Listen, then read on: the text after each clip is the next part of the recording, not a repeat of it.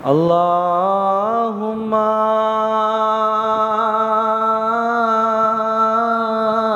صل على محمد وآل محمد.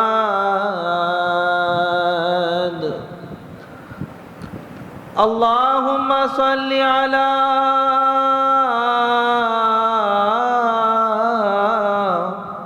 محمد وآل محمد. اللهم صل على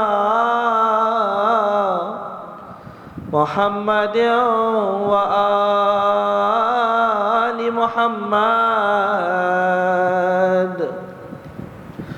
أعوذ بالله من الشيطان الرجيم.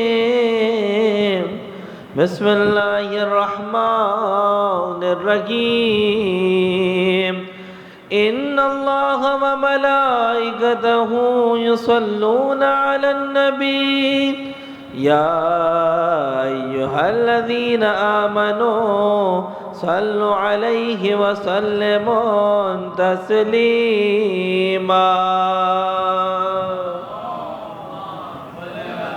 محمد وآل بسم الله الرحمن الرحيم. روي عن جابر بن عبد الله الأنصاري عن فاطمة الزهراء عليها السلام بنت رسول الله قال سمعت فاطمة أنها قالت دخل علي أبي رسول الله في بعض الأيام فقال السلام عليك يا فاطمة فقلت عليك السلام. قال إني أجد في بدني ضعفا فقلت لو أعيذك بالله يا أبتاه من الضعف. فقال يا فاطمة ائتيني بالكساء اليماني فغتيني به فأتيته بالكساء اليماني فغتيته به وصرت أنظر إليه وإذا وجهه يتلألأ كأنه البدر في ليلة تمامه وكماله. صل على محمد. فما كانت إلا الساعة وإذا بولدي الحسن قد أقبل وقال السلام عليك يا أمه فقلت عليك السلام يا ولدي ويا قرة عيني وثمرة فؤادي. فقال يا أمه إني أشم عندك رائحة طيبة كأنها رائحة جد رسول الله. فقلت نعم إن جدك تحت الكساء. فأقبل الحسن نحو الكساء وقال السلام عليك يا جدة يا رسول الله أتأذن لي أن أدخل معك تحت الكساء؟ قال عليك السلام يا ولدي ويا صاحب حوضي قد أذنت لك. فدخل معه تحت الكساء.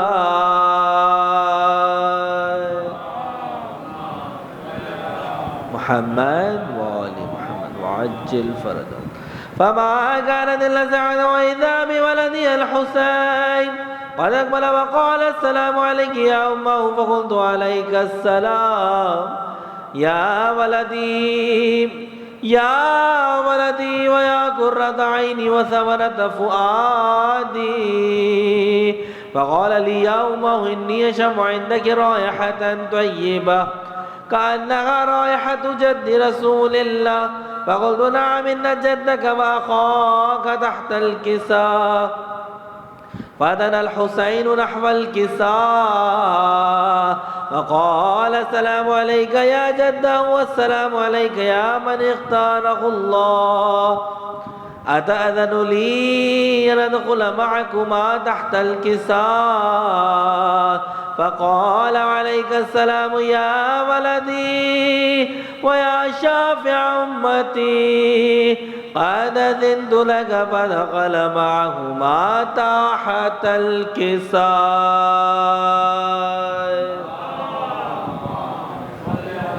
محمد وآل محمد وعجل فرجهم. أقبل عند ذلك أبو الحسن علي بن أبي طالب فقال السلام عليك يا بنت رسول الله. فقلت عليك السلام يا أبا الحسن ويا أمير المؤمنين. فقال يا فاطمة إني أشم عندك رائحة طيبة كأنها رائحة جخي وابن عم رسول الله. فقلت نعم ها ومع ولديك تحت الكساء. فأقبل علي نحو الكساء فقال السلام عليك يا رسول الله أتأذن لي أن أكون معكم تحت الكساء؟ قال له عليك السلام يا أخي ويا وصيي وخليفتي وصاحب لقائي قد أذنت لك. فدخل علي تحت الكساء.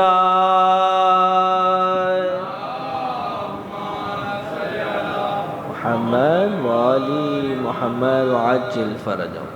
ثم أتيت نحو الكساء وقلت السلام عليك يا أبتاه يا رسول الله أتأذن لي أن أكون معكم تحت الكساء؟ قال عليك السلام يا بنتي ويا بضعتي قد أذنت لك. فدخلت تحت الكساء فلما اكتملنا جميعا تحت الكساء أخذ أبي رسول الله بطرفي الكساء وأومأ بيده اليمنى إلى السماء وقال اللهم إن هؤلاء أهل بيتي وخاصتي وحامتي لحمهم لحمي ودمهم دمي يؤلمني ما يؤلمهم ويحزنني ما يحزنهم.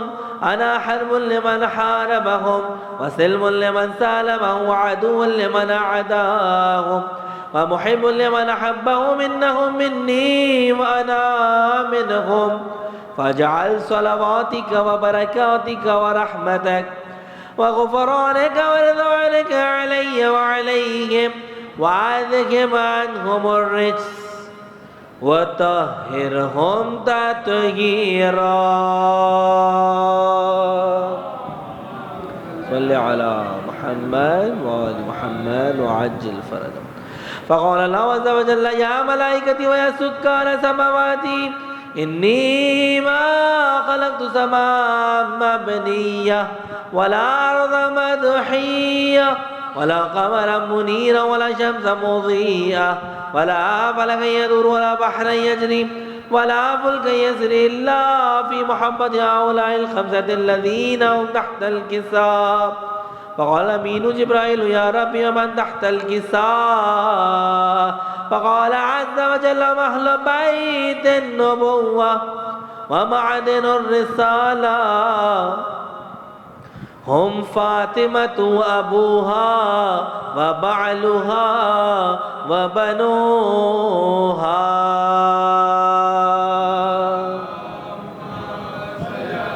محمد وآل محمد وعجل فرجهم. فقال جبرائيل يا ربي أتأذنني أن أهبط لأرض لأكون معهم سادسا؟ فقال الله نعم قد أذنت لك. فهبط الأمين جبرائيل وقال السلام عليك يا رسول الله. العلي الأعلى يقرأك السلام ويخصك بتحية والإكرام ويقول لك وعزتي وجلالي إني ما خلقت سماء مبنية ولا أرض مدحية ولا قمرا منيرا ولا شمسا مضيئة ولا فلكا يدور ولا بحرا يجري ولا فلكا يسري إلا لأجلكم ومحبتكم وقد أذن لي أن أدخل معكم فهل تأذن لي يا رسول الله؟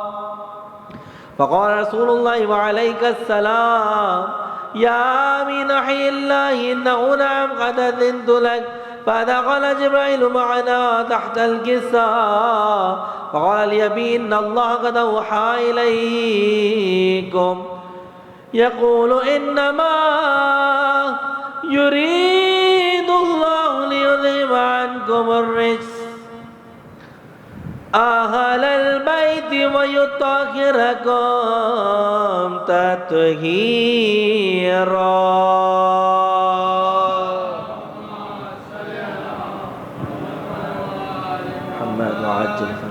فقال علي لأبي يا رسول الله أخبرني ما لجلوسنا هذا تحت الكساء من الفضل عند الله. فقال النبي صلى الله عليه وآله الذي بعثني بالحق نبيا واصطفاني بالرسالة نجيا ما ذكر خبر هذا في محفل من محافل أهل الأرض ففيه جمع من شيعتنا محبينا إلا ونزلت عليهم الرحمة وحفت من الملائكة واستغفرت لهم أن يتفرقوا. فقال علي عليه السلام إذا والله فز وفاز شيعتنا ورب الكعبة. فقال أبي رسول الله صلى الله عليه وآله يا علي يا علي والذي بعثني بالحق نبيا واصطفاني بالرسالة نجيا ما ذكر خبر هذا في محفل من محافل أهل الأرض وفيه جمع من شيعتنا محبينا وفيهم مهموم الله وفرج الله غمه ولا مغموم إلا وكشف الله غمه ولا طالب حاجة إلا وقضى الله حاجته. فقال علي عليه السلام إذا والله فزنا وسعدنا وكذلك شيعتنا فازوا وسعدوا في الدنيا والآخرة ورب الكعبة. الله اللہ بارش پر تم سوچنا چیز آئے پر جانتے ہیں کہ یہ برادر کو میں آتی اور برادران چھے یہ وہ آئیں اور تم سے مداری صاحبہ کی خوشی مسجد کا طرف ہے سوچنا کی سرائے جانتے ہیں.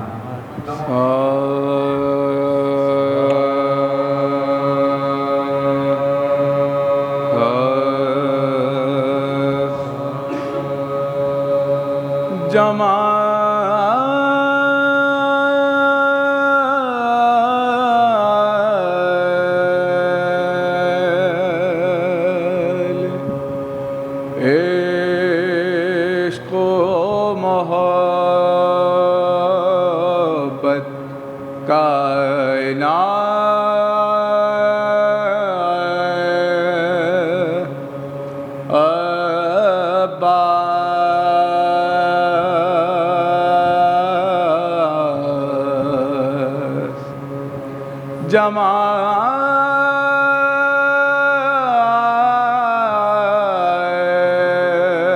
جمال عشق و محبت کائنات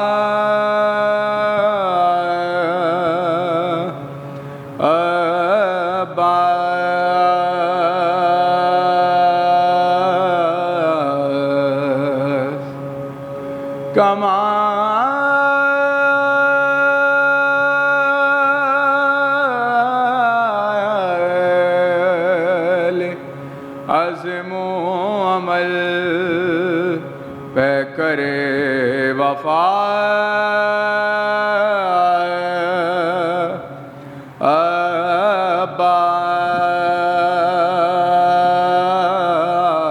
عباس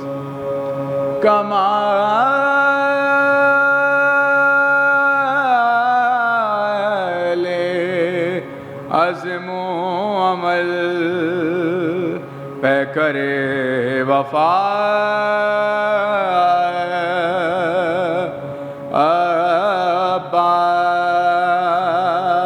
عباس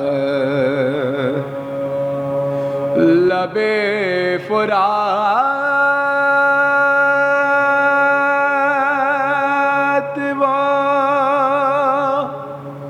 جا ہے دکھا دیے تو نے لب فرات وہ جو ہے دکھا دیے تو نے علی کی روح پکاری کے مرحبا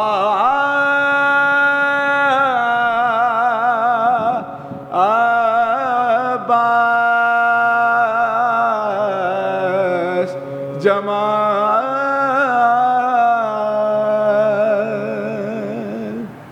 درود پڑھ دیجیے آواز بلند.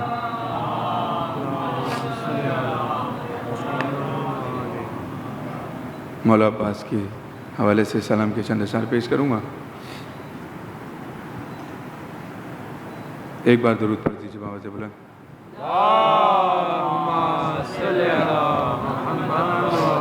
اس کے چند شعروں میں کچھ میسج ہے، اس پہ غور کیجیے گا.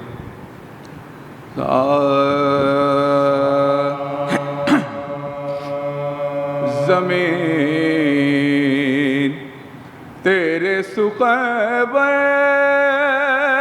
تلاش کرتے ہیں، زمین تیرے سخبر تلاش کرتے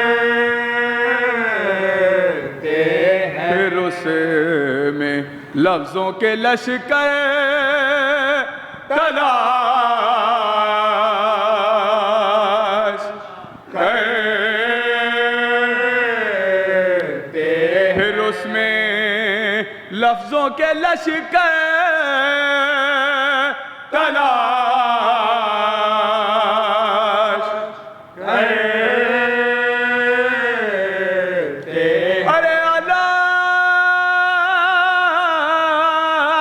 علام کے سائے میں ہم بیٹھ کر بس دکھلا، علام کے سائے میں ہم بیٹھ کر بس دکھلا، جری کی مدح کے جو ہے تلاش کرتے ہیں، جری کی مدح کے جو ہے تلاش کرتے ہیں. ارے وفا حضرت عباس تیری خوشبو کو،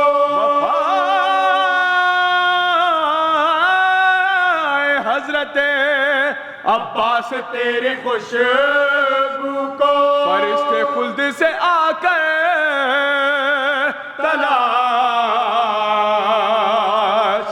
کرتے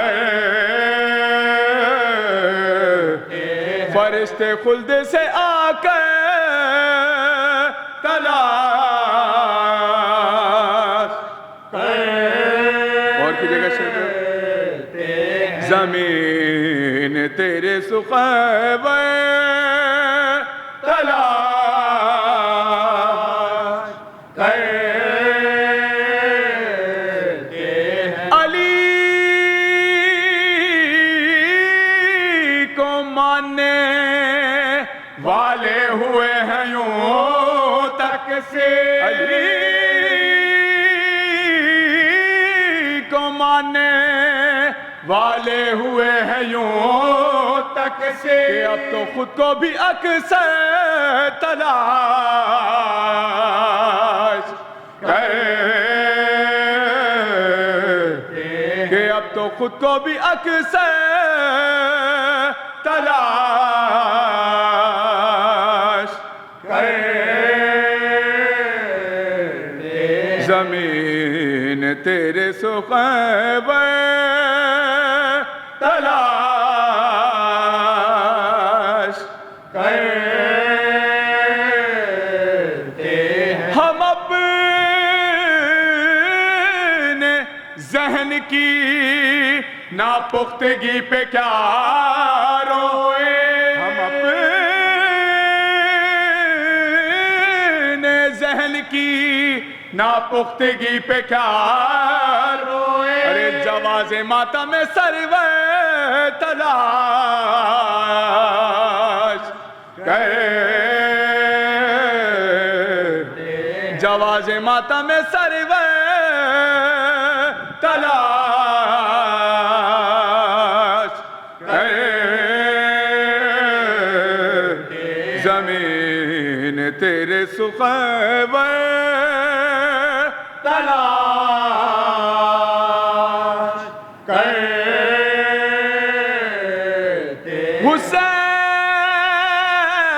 حسین تیرے عزادار کا جو رتبہ ہے حسین تیرے عزادار کا جو رتبہ ہے وہ مرتبہ تو پیمبر تلاش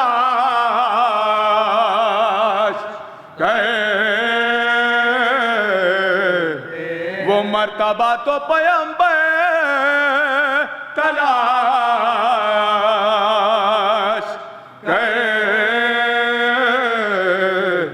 زمین تیرے سخن تلاش مکہ پیش کروں گا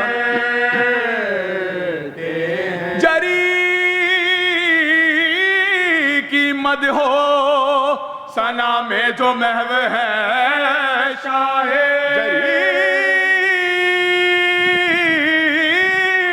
کی مد ہو ثنا میں جو محو ہے شاہ وہ سیپیوں میں سمندر تلاش کر زمین تیرے سخن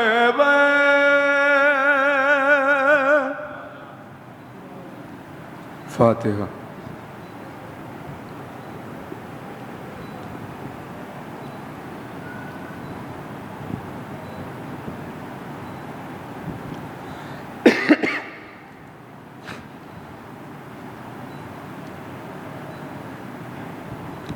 التماس ایک سورہ فاتحہ برائے سارے ثواب برائے بلندی درجات منتظمین مجلس کے تمام مرحومین تمام شہدائے ملت جعفریہ اور وہ مومنین جو اس فرش ازا پہ گزشتہ سال شامل تھے اب ہمارے درمیان موجود نہیں ان تمام کو شامل کر کے پنجتن پاک چہردہ معصومین کے صدقے ان کی روح کو ہدیہ کر دیجیے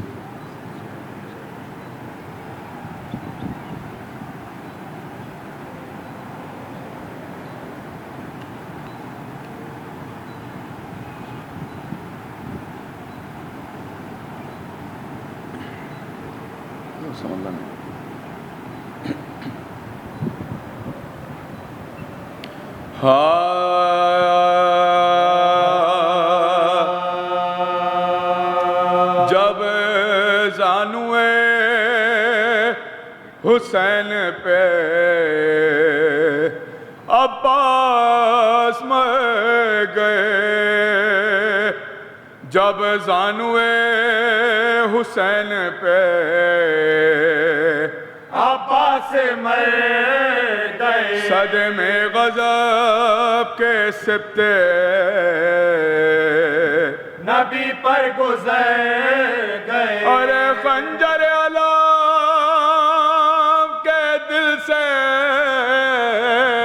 جگر تک اتر گئے اور چلاتے تھے کہ شیر ہمارے کدھر گئے چلاتے تھے کہ شیر ہمارے کدھر گئے ارے واہ حسرتا کے بے کسا بے یار ہو گئے سر کے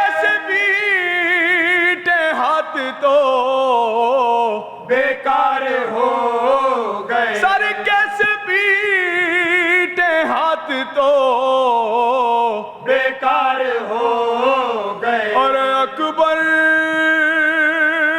نے رو کے عرض یہ کی ہے شہ زمان. اور رونے سے اب ملیں گے نا حضرت کے بھائی جان. ارے لے چلیے گھر میں لاشیں علمدار نوجوان. ایسا نہ ہو نکل پڑے خیمے سے بیبیاں. ارے دریا پہ ننگے سر کہیں بنت علی نا. ارے بچوں کو ساتھ لے کے سکینہ چلے نا. بچوں کو ساتھ لے کے سکینہ چلے نا. اور چادر اڑھا کے وہاں سے امام امام چلے. اور فرمایا لو کریم نگہبان ہم چلے. اکبر تو آگے لے کے وہ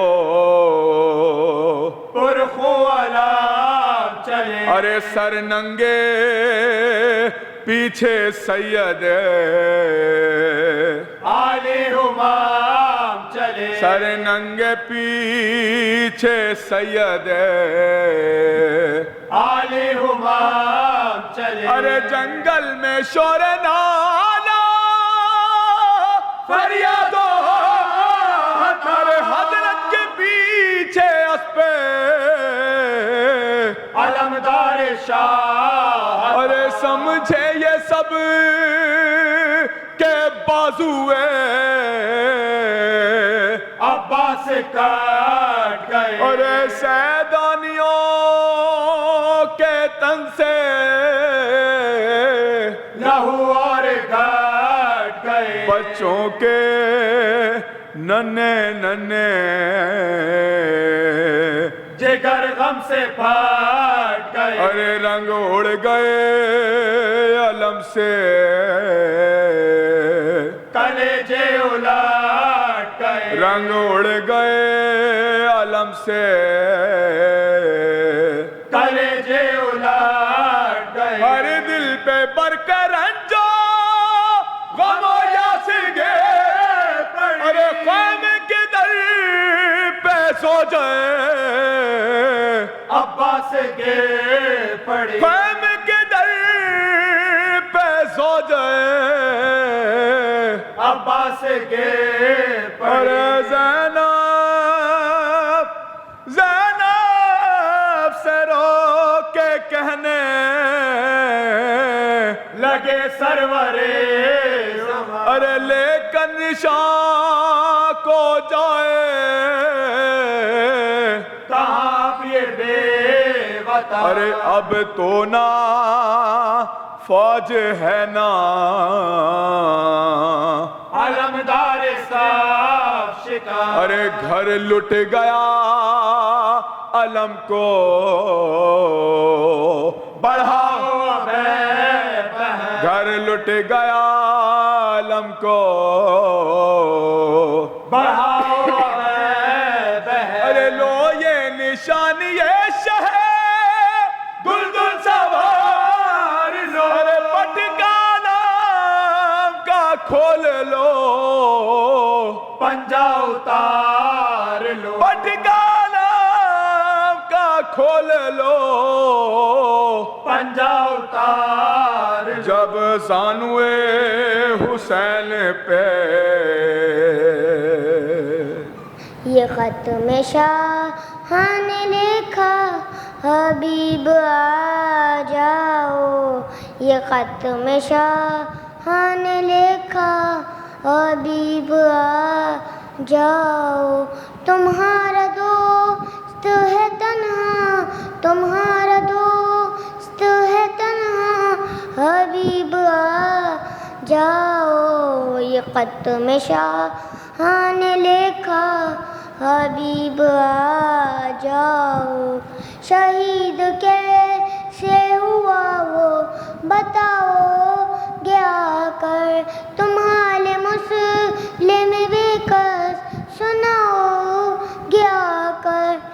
رقیہ تکتی ہے راستہ، رقیہ تکتی ہے راستہ، حبیب آ جاؤ، یہ خط میں شاہ نے لکھا، حبیب آ جاؤ، لگاؤ ایسے بھی اندازے میری غربت کے، جہاں پر ابن علی لکھنا تھا وہاں میں نے دیا ہے ماں کا حوالہ، دیا ہے ماں کا حوالہ، حبیب آ جاؤ، یہ خط میں شاہ نے لکھا، حبیب آ جاؤ، بتا رہا تھا اسے کوئی بھی نہیں ہے میرا، تو وہی ثانی ذرا حبیب آئے گا، ہے اس کو تم پر بھروسہ، ہے اس کو تم پر بھروسہ، حبیب آ جاؤ، یہ خط میں شاہ نے لکھا، حبیب آ جاؤ۔ خلق میں ان آنکھوں نے کیا کیا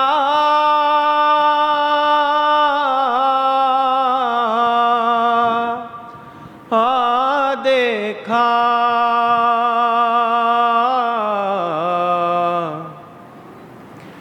مجرئی خلق میں ان آنکھوں نے کیا کیا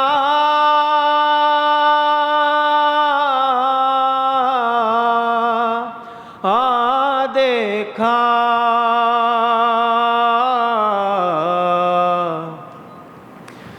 پر کہیں سبتے پیم برسانا کا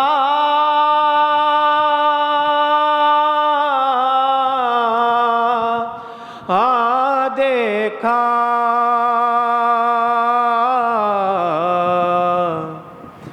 مجرئی خلق میں میں نے دیکھا عالم شاہ کو آلودہ خون، میں نے عباس کو بے جان لب دریا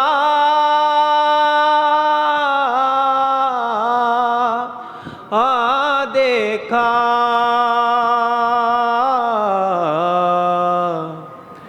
مجرئی خلق میں ایک گٹڑی شہدی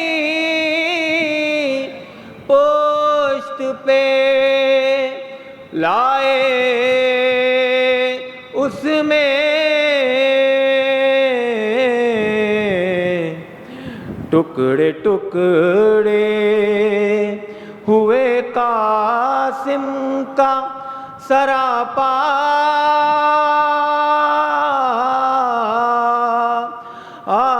دیکھا،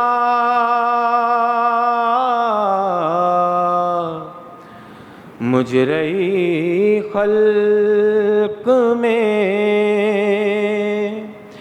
ان آنکھوں نے کیا کیا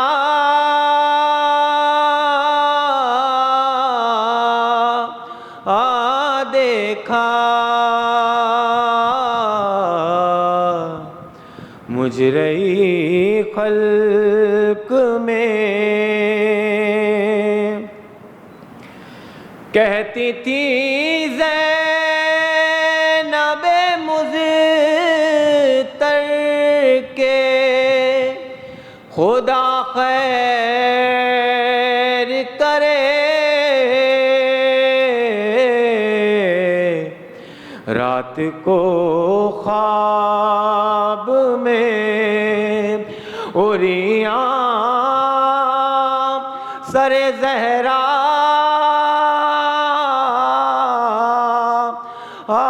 دیکھا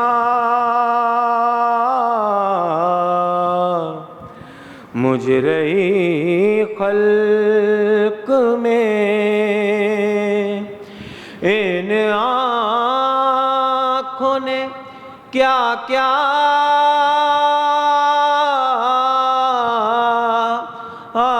دیکھا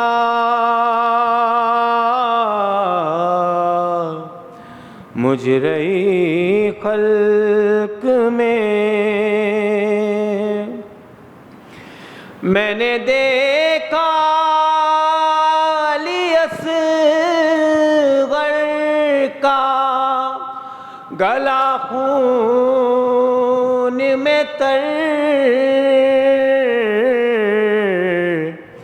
میں نے زخمی علی اکبر کا کلیجہ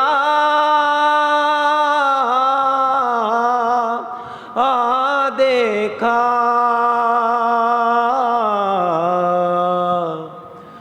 مجرئی خلق میں ہائے کیوں ہو نہ گئی کور کے ان آنکھوں نے قید خانے میں سکینہ کا جنازہ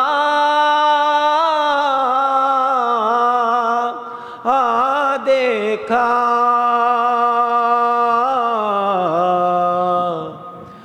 مجرئی خلق میں ان آنکھوں نے کیا کیا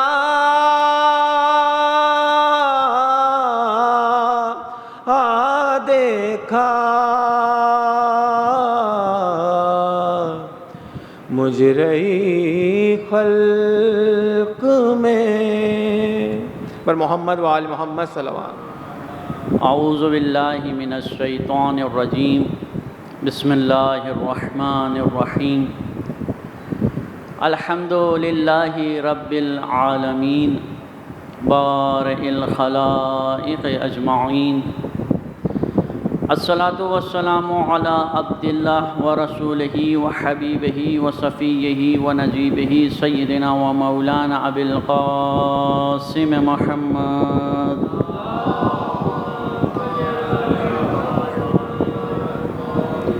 وعلى آل بیتہ الطیبین الطاہرین المعصومین المنتجبین اما بعد فقد قال امام حسین علیہ السلام انی لم اخرج اشرا ولا بطرا ولا ظالما ولا مفسدا انما خرجت لطلب اصلاح فی امت جدی وارید ان اعمل بالمعروف وانہا عن المنکر واسیر بسیرت جدی وعلی ابن ابی طالب. درود پڑھیں محمد وآل محمد کی ذات پر.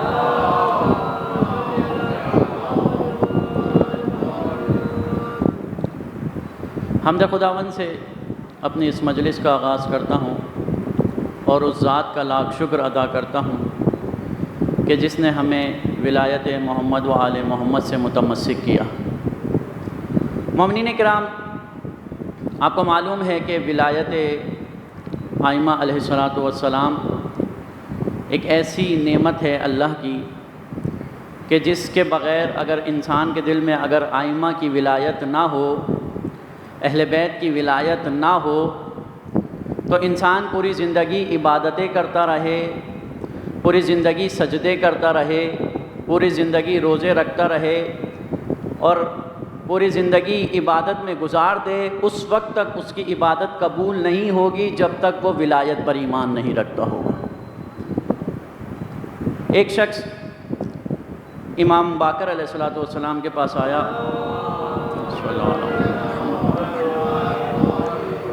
محمد بن مسلم یہ راوی ہے، امام کا شاگرد تھا، اور اس نے امام باقر علیہ السلام سے یہ حدیث نقل کی ہے کہ یہ امام کے پاس آیا اور کہنے لگا کہ مولا، میں نے مدینہ کے اندر ایک شخص کو دیکھا ہے جو بہت زیادہ عبادتیں کرتا ہے اور نماز اور روزہ اور زاہد ہے، بہت بڑا زاہد ہے، کیا لیکن وہ آپ کے بارے میں دل میں بغض رکھتا ہے، آپ کے بارے میں اس کے خیالات اچھے نہیں ہیں، تو کیا اس کی یہ عبادتیں اس کو کوئی فائدہ دیں گی؟ تو سنیے گا، امام علیہ السلام نے فرمایا کہ اے مسلم، ہماری نسبت ایسے ہی ہے جیسے بنی اسرائیل میں اہل بیت کی نسبت تھی۔ ایک شخص حضرت عیسیٰ علیہ السلام کے پاس آیا اور کہنے لگا کہ اے عیسیٰ، اے نبی خدا، میں نے 40 دن اور رات عبادتیں کی لیکن میری وہ عبادتیں قبول نہیں ہوئی، آپ اللہ سے دعا کریں کہ میری یہ عبادتیں قبول ہو جائیں۔ تو حضرت عیسیٰ علیہ السلام نے اللہ سے التجا کی تو حضرت عیسیٰ پر وحی نازل ہوئی اور اللہ نے فرمایا، اے عیسیٰ، یہ عبادتیں تو کرتا ہے لیکن اپنی راہ سے ہٹ کر، جہد سے ہٹ کر یہ عبادتیں انجام دے رہا ہے۔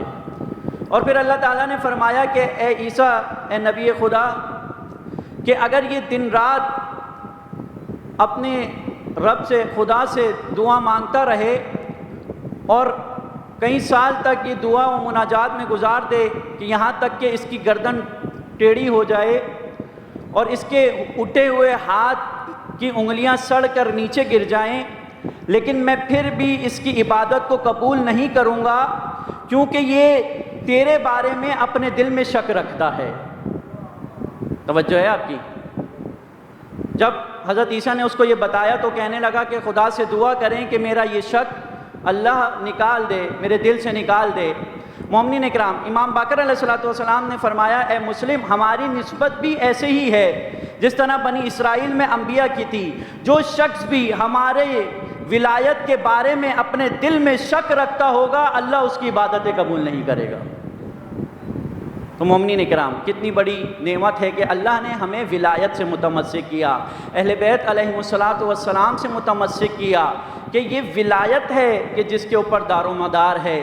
اگر انسان حق کو پہچاننا چاہتا ہے اور حق کے اندر اپنی زندگی گزارنا چاہتا ہے اور کوئی معاشرہ چاہتا ہے کہ وہ حقانیت پر معاشرہ قائم ہو، حقانیت پر معاشرہ گزرے، تو اسے ولایت اہل بیت علیہ السلام سے متمسک ہونا پڑے گا۔ اور یہ رسول اللہ صلی اللہ علیہ وآلہ وسلم کا فرمانا ہے کہ علی ما حق والحق ما علی، کہ علی حق کے ساتھ ہیں اور حق علی کے ساتھ ہے۔ حتی دارو ما یدورو، جہاں علی جائیں گے وہاں حق جائے گا اور جہاں حق ہوگا وہاں علی نظر آئیں گے۔ یعنی دار و مدار سارا حق کا وہ علی بن ابی طالب کی ذات ہے، وہ ولایت ائمہ علیہ السلام کی ذات ہے۔ درود پڑھے محمد و آل محمد کی ذات پر۔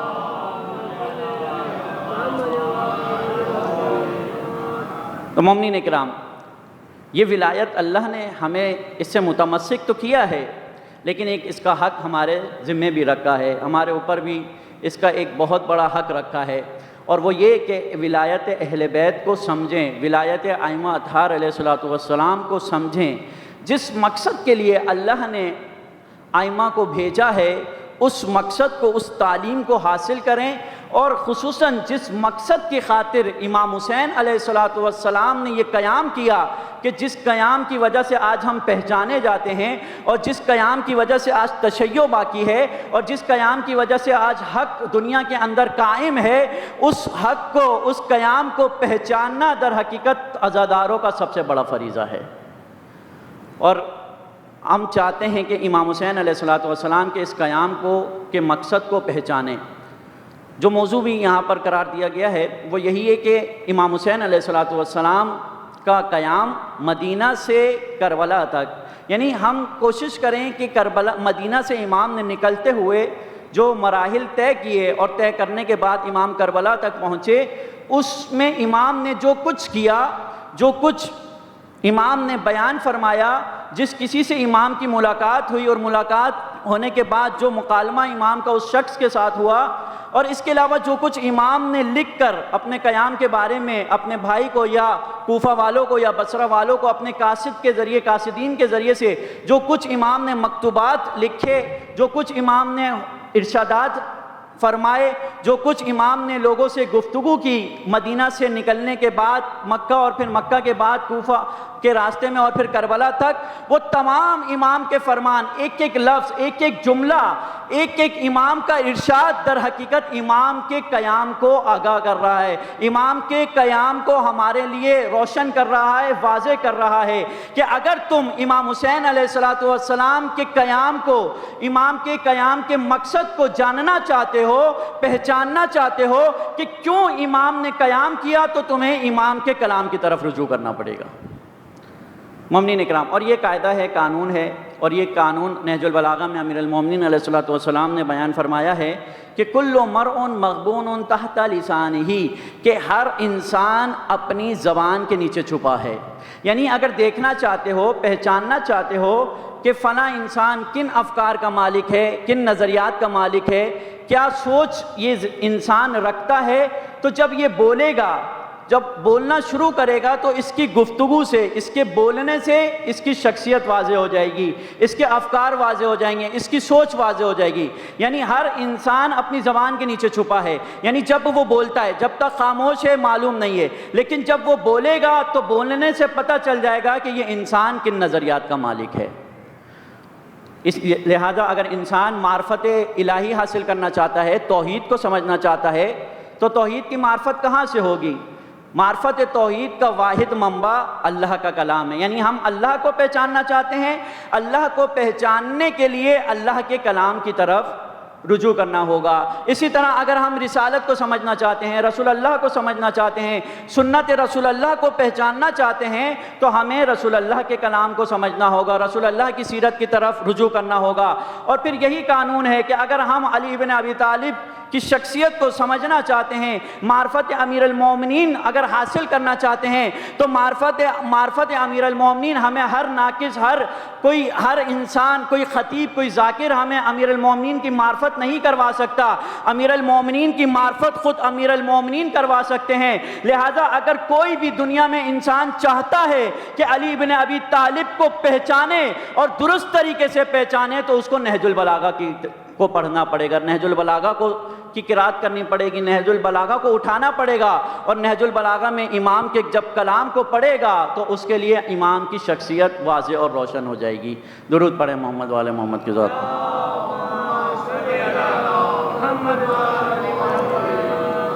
اور مومنین اکرام، یہی قانون امام حسین علیہ السلام کے قیام کو سمجھنے کے لیے بھی ہے کہ اگر ہم چاہتے ہیں کہ امام حسین کے قیام کو سمجھیں، امام کے مقصد کو سمجھیں کہ امام نے کیوں قیام کیا، امام کیوں نکلے، امام نے خروج کیوں کیا، کیوں مدینے سے اٹھے، کہ جب تمام امت مسلمہ موجود ہے، صحابہ موجود ہیں ہزاروں کی تعداد میں اور لاکھوں کی تعداد میں، امت اسلامیہ موجود ہے، کوفہ، بصرہ، مکہ، مدینہ، ہر جگہ پر لوگ موجود ہیں، لیکن صرف ایک آواز اٹھتی ہے، یزید جب برسر اقتدار آتا ہے تو وہ صرف ایک آواز اٹھ رہی ہے، اور وہ حسین ابن علی کی آواز ہے۔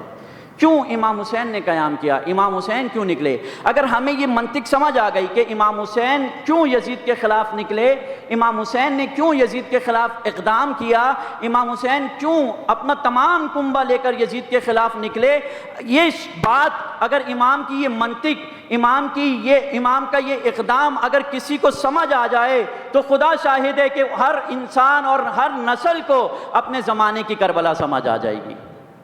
کل آپ کے سامنے بیان کیا تھا کہ امام نے فرمایا تھا کہ مجھ جیسا یزید جیسے کی بیعت نہیں کرے گا، تو یزید جیسے تو دنیا میں ہوں گے اور بھی ہوں گے، ہر زمانے کے یزید کے خلاف کون حسین والے ہوں گے؟ جنہیں امام حسین کے قیام، امام حسین کے نکلنے کا، امام حسین کے خروج کا مقصد سمجھ آ جائے کہ امام کیوں نکل رہے ہیں۔ اس وقت کہ جب یزید نے نہ کسی کو شہید کیا ہے، نہ بیویوں کو اسیر کیا ہے، نہ کوئی اس نے ابھی ظلم ڈھایا ہے اہل بیت کے اوپر، لیکن امام حسین علیہ السلام قیام کر رہے ہیں۔ ہم کیوں یزید سے نفرت کرتے ہیں؟ ہماری دلیل یہی ہے کہ امام حسین نے امام حسین کو یزید نے شہید کیا، بے دردی کے ساتھ شہید کیا، بیویوں کو اسیر کیا، اور یزید نے یہ سارا ظلم کیا، اس وجہ سے ہمیں یزید سے نفرت ہے۔ کسی سے بھی آپ پوچھیں تو وہ یہی کہے گا۔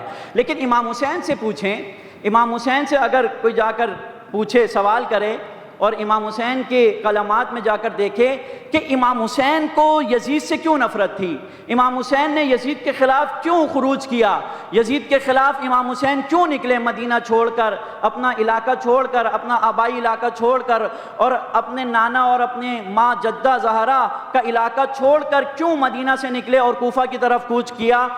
اگر امام حسین سے پوچھیں تو امام حسین بتائیں گے کہ میں یزید کے خلاف کیوں قیام کر رہا ہوں، اور امام نے جگہ جگہ یہ اپنا بیان فرمایا کہ میرے نکلنے کا مقصد کیا ہے۔ اور اسی میں ایک امام حسین علیہ السلام نے جب مدینہ سے نکلنے لگے تو امام کے بھائی محمد حنفیہ امام کے پاس آئے اور امام کو کہا کہ مولا، امام کو مشورہ دیا کہ آپ نہ جائیں، اور امام کو انہوں نے ساتھ یہ مشورہ بھی دیا کہ اگر آپ جانا ہی چاہتے ہیں تو آپ کوفہ کی طرف نہ جائیں، آپ دوسری کہیں جگہ چلے جائیں، آپ مکہ میں قیام کر لیں، یا پھر اس کے علاوہ یمن چلے جائیں، یمن کے پہاڑوں میں چلے جائیں، یمن میں زیادہ اہل بیت کے چاہنے والے ہیں، اس طرح کے مشورے دیے۔ تو امام علیہ السلام نے فرمایا کہ مجھے معلوم ہے کہ مجھے کدھر جانا ہے اور میں نے کیا اقدام کرنا ہے، مجھے میرے بابا نے، میرے نانا نے وصیت کی ہوئی ہے کہ جب یہ حالات پیدا ہو جائیں گے تو پھر حسین ابن علی نے قیام کرنا ہے اور کہاں، کس جگہ کا رخ کرنا ہے۔ لہذا امام نے قیام کیا، اور ساتھ امام نے جاتے ہوئے اپنے بھائی کو ایک مکتوب نامہ، ایک امام نے مکتوب یعنی لکھ کر، بہت کچھ امام نے ارشاد فرمایا، لیکن امام نے ایک کاغذ پر لکھ کر ایک وصیت نامہ اپنے بھائی کے حوالے کیا۔ کیوں؟ کیونکہ جب کل لوگ آئیں گے کربلا کے بارے میں تبصرے کریں گے، تجزیے کریں گے، تو بہت سے لوگ اپنی نظریات، اپنے ذہن کی سوچ بیان کریں گے اور کہیں گے کہ امام حسین اس وجہ سے نکلے۔ کوئی کہے گا کہ امام حسین حکومت کے لیے نکلے، کوئی کہے گا کہ امام حسین کو کوفہ والوں نے بلایا تھا، اگر کوفہ والے نہ بلاتے تو امام حسین نہ نکلتے اور یہ کربلا برپا نہیں ہوتی۔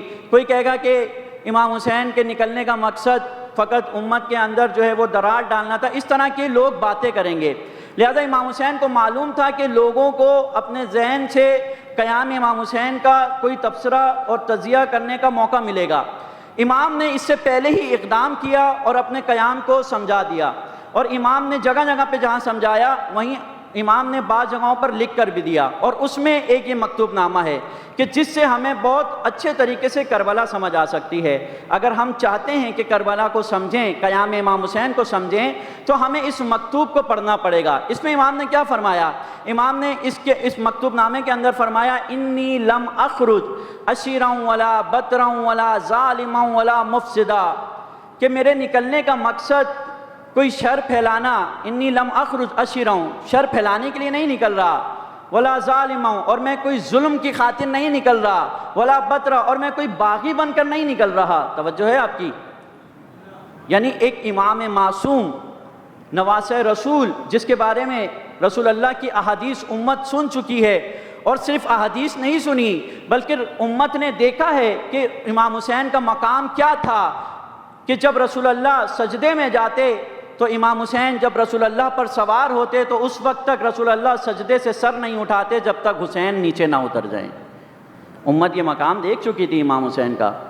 اور جب امام حسین رسول اللہ کے اوپر سوار ہوئے تو کسی نے کہا، کسی صحابی نے کہا کہ کتنی اچھی سواری ہے جو حسین کو نصیب ہوئی، تو رسول اللہ نے اس کی تصحیح کروائی اور کہا کہ یہ نہ کہو کہ کتنی اچھی سواری ہے، بلکہ کہو کہ کتنا اچھا سوار ہے جو رسول کے اوپر میرے اوپر سوار ہوا ہے۔ مومنین اکرام، یہ امام حسین کا مقام تھا۔ رسول اللہ یہ مقام امت کو جگہ جگہ بتا رہے تھے۔ رسول اللہ کی احادیث کل آپ کے سامنے پڑھی تھیں جو امام حسین کی شان میں رسول اللہ نے بیان فرمائی، یہ سب کچھ مقام تھا۔ لیکن امت کو کیا ہوا کہ جب امام حسین قیام کر رہے ہیں تو امام کے ساتھ آنے کے بجائے، امام کا ساتھ دینے کے بجائے، امام کے لشکر میں شامل ہونے کے بجائے لوگ امام کے خلاف ہو گئے، امام کے خلاف باتیں کرنے لگے۔ اور اس میں ایک بات یہ تھی کہ امام حسین نعوذ باللہ وقت کے حاکم کے خلاف بغاوت کر رہے ہیں، امام باغی ہیں۔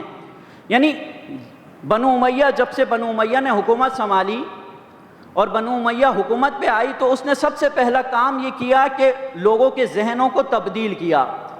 جو اسلام رسول اللہ چھوڑ کر گئے تھے، لیکن ولایت کو چھوڑنے کے بعد، ولایت سے ہاتھ اٹھانے کے بعد، ولایت کا دامن چھوڑنے کے بعد اب یہ امت بنو امیہ کے دین پر آ چکی تھی۔ بنو امیہ نے ان کے اندر ایک ایسا دین ترویج کیا تھا کہ جس دین کے اندر انہوں نے اسلام کو چھوڑ کر، اسلام کا صرف نام رہ گیا تھا، باقی بنو امیہ نے اپنے نظریات لوگوں کے ذہنوں میں ڈال دیے تھے۔ اور اس میں ایک نظریہ یہ تھا کہ یزید جیسا حکمران برسر اقتدار آ گیا، لیکن لوگوں کو کوئی فرق نہیں پڑ رہا، اور اگر اب یزید کے خلاف امام حسین خروج کر رہے ہیں، قیام کر رہے ہیں، تو بجائے اس کے کہ لوگ آئیں اور اپنے امام کا، امام معصوم کا، امام وقت کا ساتھ دیں، وہ بجائے اس کے اپنے امام کے اوپر ہی سوال اٹھا رہے تھے کہ امام بغاوت کر رہے ہیں۔ یعنی یہ دین تھا۔ امام حسین علیہ السلام نے فرمایا بھی کہ اس معاشرے میں دین ایسے ہی رہ گیا ہے جیسے ایک برتن میں تری باقی رہ جاتی ہے۔ برتن میں سالن ہوتا ہے، جب سالن ہوتا ہے تو برتن بھرا ہوا ہوتا ہے، اس میں کوئی چیز ہوتی ہے، لنگر ہوتا ہے، لیکن جب وہ خالی ہو جائے تو اس میں صرف تیل کی تری رہ جاتی ہے۔ امام حسین نے تشبیہ دی کہ اس معاشرے کے اندر اسلام اتنا ہی رہ گیا ہے جتنی تری ہوتی ہے، یعنی برائے نام اسلام رہ گیا ہے۔ حج بھی ہو رہا ہے، نمازیں بھی پڑھی جا رہی ہیں، روزے بھی رکھے جا رہے ہیں، سب کچھ ہو رہا ہے، عبادتیں ہو رہی ہیں، لیکن یہ عبادتیں اسلام کا ظاہری حلیہ ہیں۔ اسلام کی روح بنی امیہ نے اس معاشرے کے اندر سے ختم کر دی تھی، مار دی تھی۔ لہٰذا یہی ہوا، جب امام قیام کر رہے ہیں تو بجائے اس کے کہ امام کا ساتھ دیں، امام کے پاس آئیں اور امام کی لشکر میں شامل ہوں، امام کے اوپر لوگوں نے سوال اٹھائے کہ امام بغاوت کر رہے ہیں، امام وقت کے حاکم کے خلاف نکل رہے ہیں، امام تفرقہ ڈال رہے ہیں۔ مومنین اکرام، یہ المیہ پیش آیا تھا۔ یہی ہوتا ہے جب بھی کوئی اصلاحی تحریک چلتی ہے تو اگر اس معاشرے میں اگر دیکھنا چاہتے ہو کہ حقیقی اسلام ہے یا الٹا اسلام ترویج کیا گیا ہے، تو پھر دیکھو کہ ان کے سوال کیسے ہیں۔ اگر ان کے سوال درست ہیں تو یہ معاشرہ وہ معاشرہ ہے جس میں اسلام درست ترویج کیا گیا ہے، لیکن اگر سوال الٹے ہو جائیں، سوال الٹا یعنی کیا؟ آئیں امام حسین کا ساتھ دیں، امام حسین کے اوپر سوال کر رہے ہیں، آئیں کوئی بھی اصلاحی تحریک چل رہی ہے اس کا ساتھ دیں، اس تحریک کے خلاف سوال اٹھانا شروع کر دیتے ہیں۔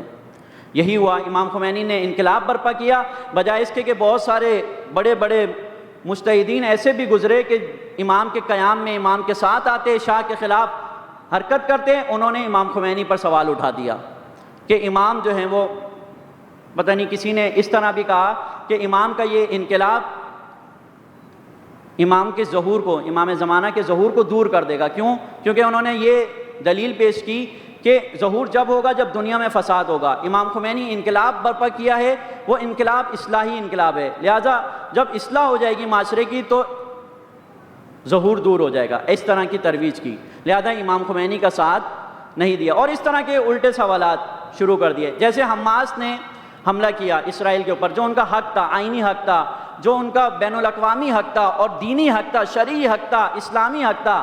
حماس نے حملہ کیا اور بعض روشن فکر ذہنوں نے کیا سوال اٹھانا شروع کر دیے، بجائے اس کے کہ حماس کی تعریف کرتے، اہل غزہ کی تعریف کرتے، سوال یہ اٹھانا شروع کر دیے کہ حماس نے یہ قیام کیوں کیا، انہوں نے لوگوں کو، غزہ کے لوگوں کو مصیبت میں ڈال دیا، اگر یہ کام نہ کرتے، اگر یہ آزادی کی آواز نہ اٹھاتے، اگر یہ عزت کے لیے، حق کے لیے آواز نہ اٹھاتے، سر نہ اٹھاتے، تو یہ مصیبت پیش نہ آتی۔ تو مومنین اکرام، یہ ہوتا ہے جب معاشرے کے اندر بنو امیہ کا دین ترویج کر دیا جائے تو پھر اس دین میں بجائے اس کے کہ حق کا ساتھ دیں، وہ حق کے خلاف ہی الٹے سوالات اٹھانا شروع کر دیتے ہیں۔ اور یہی امام حسین کے دور میں ہوا، سن 61 ہجری میں یہی ہوا کہ امام حسین نے خروج کیا اور لوگوں نے امام حسین کا ساتھ دینے کے بجائے امام حسین پر سوالات اٹھانا شروع کر دیے۔ اہل سنت کے ایک بہت بڑے مفکر کا بہت خوبصورت جملہ ہے کہ جب امام حسین نے قیام کیا اور امام حسین یزید کے خلاف نکلے تو یہاں پر سوال یہ نہیں ہوتا، یا یہ سوال نہیں کیا جا سکتا کہ امام حسین جب تمام صحابہ خاموش بیٹھے ہوئے تھے، صحابی رسول سارے خاموش تھے، تو امام حسین کو کیا ضرورت تھی؟ کیا وہ صحابی غلط تھے؟ کیا انہیں معلوم نہیں تھا کہ یزید کیسا ہے؟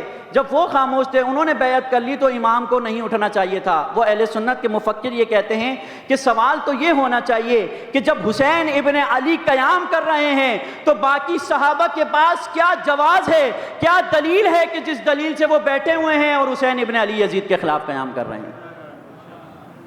درود پڑھیں محمد والے محمد کے ساتھ۔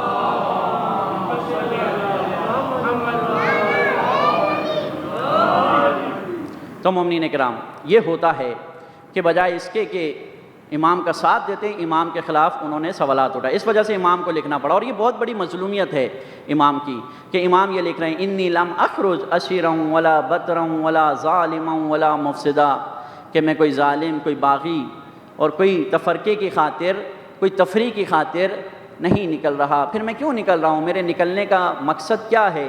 امام حسین اپنے اس مکتوب میں بیان فرما رہے ہیں کہ میرے نکلنے کا مقصد کیا ہے. امام فرماتے ہیں انما خرجت لطلب اصلاح فی امتی جدی، میں اپنے جد، اپنے نانا کی امت کی اصلاح کے لیے نکل رہا ہوں.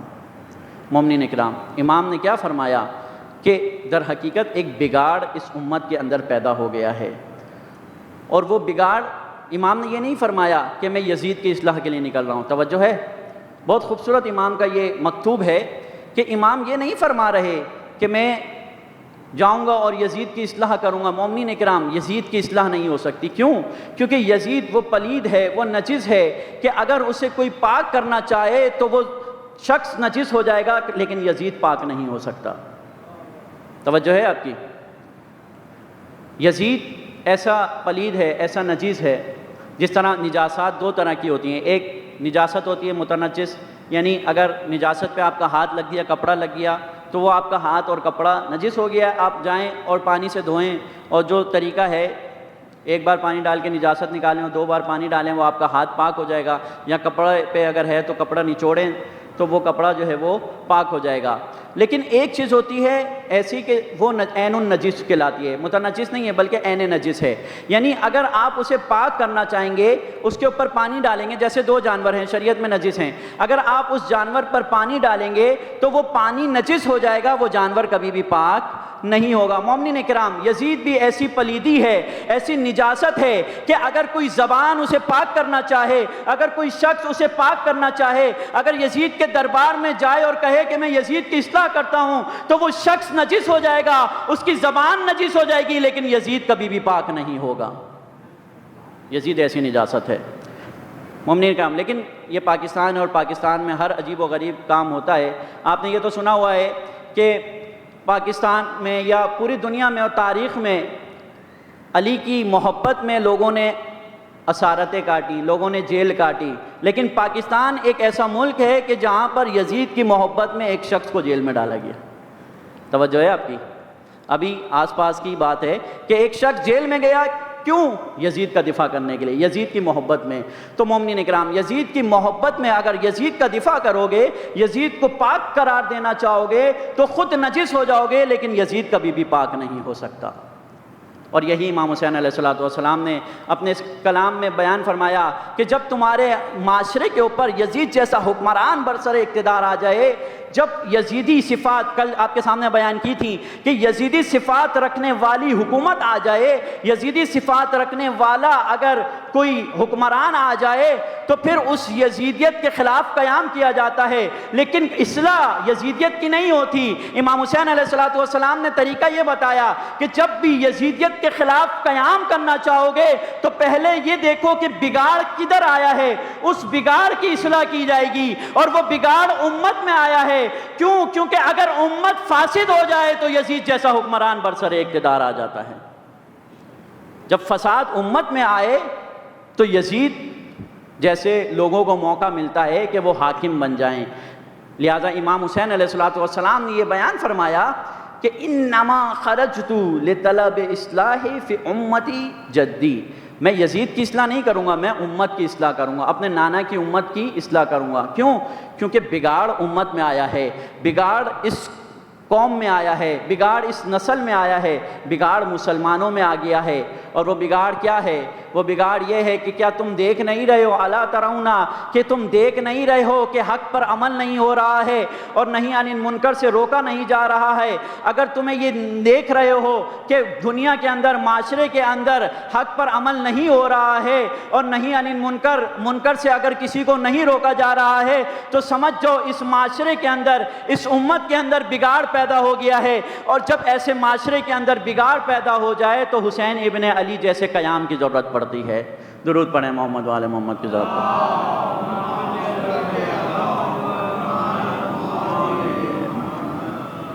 اس لیے امام نے فرمایا کہ اصلاح، مومنین اکرام اصلاح ضروری ہے۔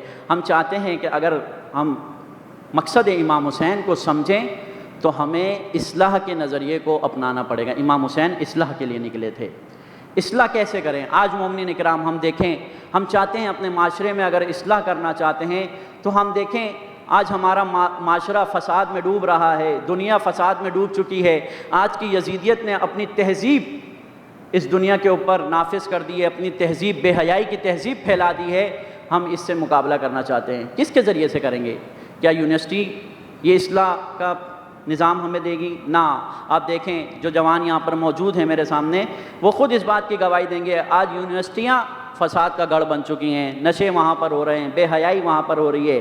لہٰذا یہ تعلیم کے مرکز تو ہیں لیکن امید نہیں ہے کہ یہاں سے اصلاح کی جائے۔ مدارس، آپ روزانہ خبریں سنتے رہتے ہیں کہ جو کچھ مدارس میں ہو رہا ہے، نیوز پیپر میں آتا رہتا ہے اور اخباروں میں اور نیوز چینلز پر اور سوشل میڈیا کے اوپر آتا رہتا ہے کہ کیا کچھ مدرسوں میں ہو رہا ہے۔ مدرسوں سے دہشت گرد بھی اس ملک سے نکلتے ہیں اور مدرسے میں ہی اور بھی خرابیاں پیدا ہو گئی ہیں۔ لہٰذا اصلاح تو کرنی ہے، امت کی اصلاح ہونی ہے، معاشرے کی اصلاح ہونی ہے۔ مومنین کرام کیسے اصلاح ہوگی؟ اصلاح کا واحد ذریعہ آپ کے پاس ہے، اور وہ ذریعہ کیا ہے؟ اگر چاہتے ہو کہ امت کی اصلاح کرو، معاشرے کی اصلاح کرو، تو آج ہمارے پاس اصلاح کا ذریعہ امام حسین نے ہمیں دے دیا ہے، اور وہ سب سے بڑا آج معاشرے کی اصلاح کا ذریعہ یہ عزاداری ہے، یہ ماتم ہے، اور یہ فرش عزا ہے۔ اگر اس فرش عزا پر مقصد امام حسین بیان کیا جائے تو آج پوری دنیا کے اندر فساد کا خاتمہ کیا جا سکتا ہے اور پوری دنیا کی اصلاح کی جا سکتی ہے۔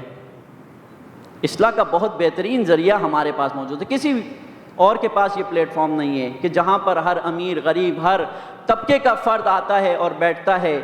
لیکن مومنین اکرام ایک طبقہ آپ کے اندر اور ہمارے اندر ایسا پیدا ہو گیا ہے کہ جس نے دیکھا کہ اگر اس عزاداری کے ذریعے سے اصلاح کر دی جائے، امام حسین کے پیغام کو اگر لوگوں تک پہنچا دیا جائے تو پھر امام حسین کے پیغام سے یزیدیت کو خطرہ پڑ جائے گا۔ لہٰذا انہوں نے یزیدیت کے دفاع میں یہ کہنا شروع کر دیا کہ عزاداری عمل بالمعروف نہی عن المنکر کا ذریعہ نہیں ہے۔ عزاداری کیا ہے؟ عزاداری میں آؤ صرف فضائل پڑھو۔ مومنین اکرام فضائل ضروری ہیں، فضائل اہل بیت پڑھے جائیں، لیکن مقصد امام حسین بھی بیان کیا جائے۔ اور مقصد امام حسین کیا ہے؟ مقصد امام حسین خود امام فرما رہے ہیں انما خرجت لطلب اصلاح فی امتی جدی، کہ مقصد یہ ہے کہ جب بھی دیکھو کہ مسلمانوں میں اور جب بھی دیکھو اپنے معاشرے میں فساد ہو رہا ہے تو اس کی اصلاح کے لیے نکلو۔ اور اصلاح کا طریقہ کیا ہے؟ اصلاح کا طریقہ خود امام حسین علیہ السلام یہ بیان فرما رہے ہیں وَأُرِيدُ عَنْ عَمَلْ بِالْمَعْرُوفِ وَأَنْهَى عَنِ الْمُنْكَرِ، میں اپنے نانا کی امت کی اصلاح کروں گا۔ اور اصلاح کا طریقہ کیا ہے؟ اصلاح کا طریقہ عمل بالمعروف اور نہی عن المنکر ہے۔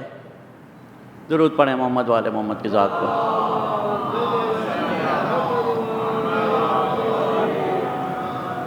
مومنین اکرام عمل بالمعروف اور نہی عن المنکر، رسول اللہ جس معاشرے میں تشریف لائے، جس معاشرے میں مبعوث ہوئے، وہ معاشرہ جاہلیت کا معاشرہ تھا۔ وہ معاشرہ آپ نے سنا ہوا ہے کہ اس معاشرے میں فساد تھا، بگاڑ تھا۔ کیا بگاڑ تھا؟ کہ اس معاشرے میں بے حیائی تھی، اس معاشرے میں فرقہ واریت تھی، اس معاشرے میں قبائلیت پرستی تھی، اس معاشرے میں قتل و غارت تھی، اس معاشرے میں ہر بری صفت، بری اقدار اس میں پائی جاتی تھی۔ جاہلیت کا زمانہ اس زمانے کو کہا جاتا ہے۔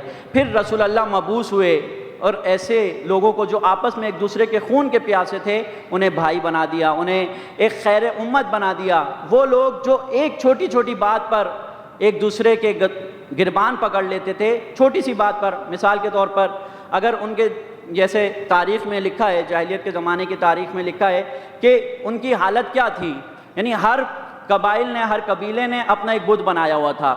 ان کی حالت کیا تھی؟ عورت کو ننگوار سمجھا جاتا تھا۔ ان کی حالت کیا تھی کہ ایک چھوٹی سی بات پر اگر جنگ شروع ہوتی، مثال کے طور پر ایک قبیلے کا شخص چھپکلی کا شکار کر رہا تھا، ان کی غذا چھپکلیاں تھیں، اونٹ کی لیج وہ کھایا کرتے تھے، یہ ان کی غذا تھی۔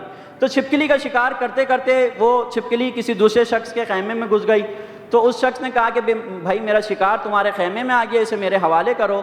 تو اس نے کہا کہ جو ہمارے قبیلے کا یہ قانون ہے کہ جو ہماری پناہ لے لے ہم اسے دشمن کے حوالے نہیں کرتے۔ تو بس اسی بات پر لڑائی شروع ہوئی۔ وہ جو ہتھیار لایا تھا، نیزہ لایا تھا، اس نے چھپکلی کو مارنے کے لیے وہ اس شخص کو مار دیا۔ اور پھر اس کے قبیلے والوں کو معلوم ہوا تو اس کے 2 افراد آئے اور انہوں نے اس کے قبیلے والے کو مار دیا۔ پھر تاریخ میں لکھا ہے کہ رسول اللہ کے مبعوث ہونے سے 40 سال پہلے تک یہ جنگ جاری رہی، یعنی 40 سال تک ایک جنگ لڑی جاتی رہی۔ کس بنیاد پر؟ ایک چھپکلی کی بنیاد پر۔ یہ اس معاشرے کی حالت تھی، اور پھر اس معاشرے میں رسول اللہ مبعوث ہوئے، اور رسول اللہ نے کیا کام کیا؟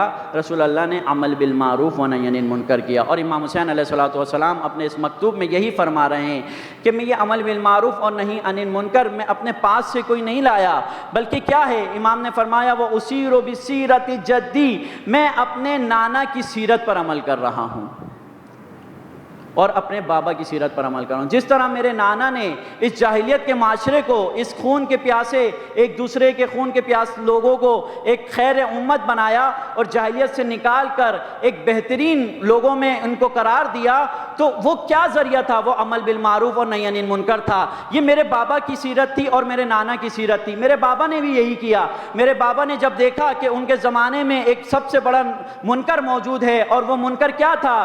وہ منکر امیر شام تھا، لہذا امیر المومنین نے تلوار اٹھائی اور کہا کہ جب تک میں اس کا قلعہ کما نہیں کر دوں گا، جب تک میں چین سے نہیں بیٹھوں گا۔ لہذا امیر المومنین نے بھی نہی عن المنکر کیا، اور رسول اللہ نے بھی عمل بالمعروف اور نہی عن المنکر کے ذریعے سے معاشرے کی اصلاح کی۔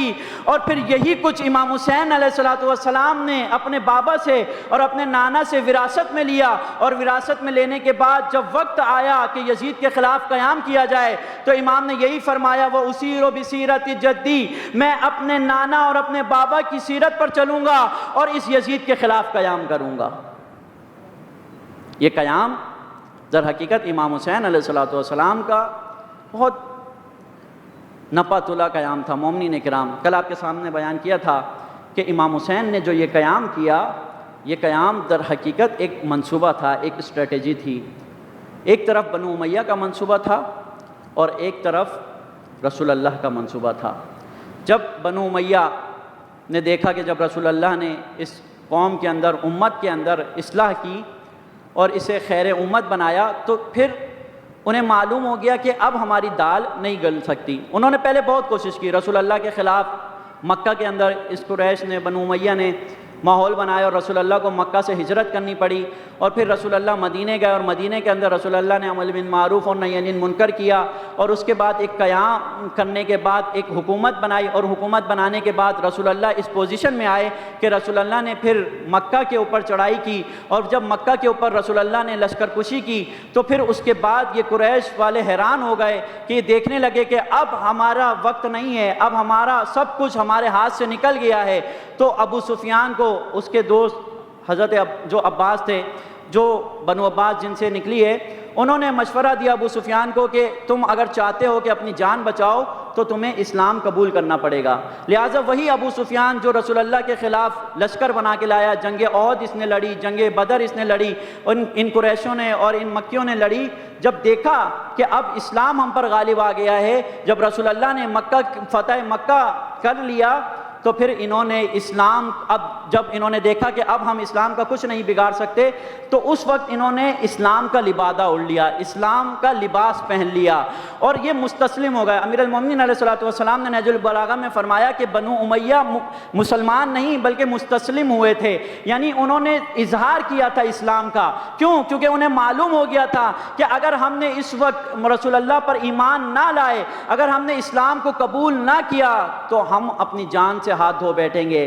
لہٰذا پھر انہوں نے ایک نیا منصوبہ بنایا کہ اب ہم اپنے منصوبے میں تو فیل ہو گئے ہیں، لیکن اب ہم اسلام اور مسلمانوں کے اندر گھس کر ان مسلمانوں کو نقصان پہنچائیں گے۔ لہٰذا اس وقت سے بنو امیہ نے اپنا کام شروع کر دیا، اور پھر یہ ہوا کہ جب رسول اللہ نے غدیر خم میں اعلان ولایت کیا، امیر المومنین کی حکومت کا اعلان کیا، اور پھر رسول اللہ اس کے بعد چند مہینوں کے بعد، 2.25 مہینے کے بعد رسول اللہ کی رحلت ہوئی، تو پھر یہی لوگ جمع ہوئے، اور جمع ہونے کے بعد ثقیفہ کے اندر ایک اپنے لیے انہوں نے قریشیت کی بنیاد پر پہلے سارے انصار جمع ہوئے، اور انصار جمع ہو کر انہوں نے کہا کہ ہماری طرف سے حاکم بنے گا۔ پھر وہیں پر مہاجر پہنچے اور مہاجروں نے پھر جو دلیل دی اس میں دلیل یہی تھی کہ قریش کو زیادہ فضیلت ہے، اور پھر قریش میں بھی انہوں نے فرد آگے کیا اور پھر اس فرد کو حکومت دی گئی، اور قریشیت کی بنیاد پر یہ حکومت بنی۔ توجہ کریے گا، قریشیت کی بنیاد پر، ایک قبیلے کی بنیاد پر رسول اللہ نے جو حکومت بنائی تھی وہ اسلام کی بنیاد پر تھی، وہ توحید کی بنیاد پر تھی، وہ ولایت کی بنیاد پر تھی جس کا اعلان غدیر خم میں کیا تھا۔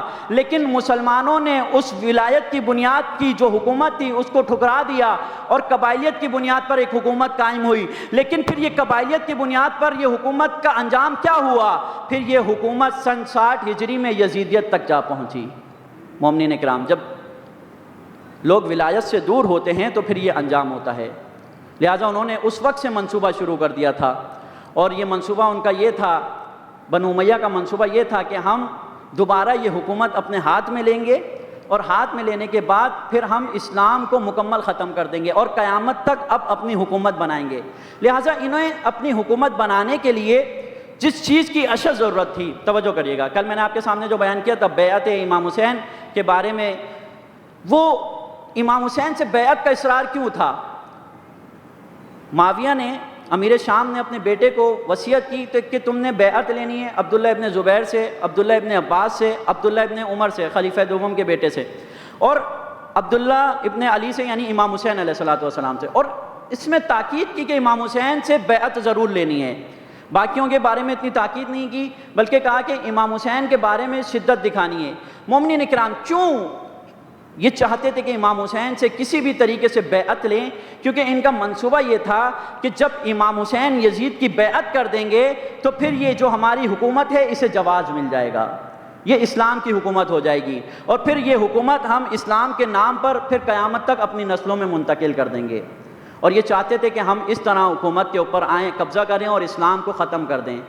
یہاں پر یہ بنو امیہ کا منصوبہ چل رہا تھا، اور پھر ان کا ایک حربہ یہ تھا، ہتھ کنڈہ یہ تھا کہ اگر امام حسین علیہ السلام بیعت نہیں کرتے تو پھر امام حسین کو اس طریقے سے قتل کیا جائے گا، اس طریقے سے شہید کیا جائے گا کہ یہ کام بھی ہمارا ہو جائے، امام حسین کو بھی ہم اپنے راستے سے ہٹا دیں، اور اس کا نام یزید کے اوپر بھی نہ آئے، بنو امیہ کے اوپر بھی نہ آئے۔ لہٰذا انہوں نے منصوبہ بنایا۔ وہ منصوبہ کیا تھا کہ امام حسین کو یا مکہ کے اندر جب لوگ حاجی ہوں گے اس کے اندر امام جب طواف کر رہے ہوں گے یا مصروف ہوں گے، اس میں ایک بلوہ کیا جائے گا اور امام کو وہیں پر شہید کر دیا جائے گا۔ مومنین اکرام، یہ منصوبہ انہوں نے پہلی بار نہیں بلکہ اس سے پہلے بھی یہ انجام دیا تھا۔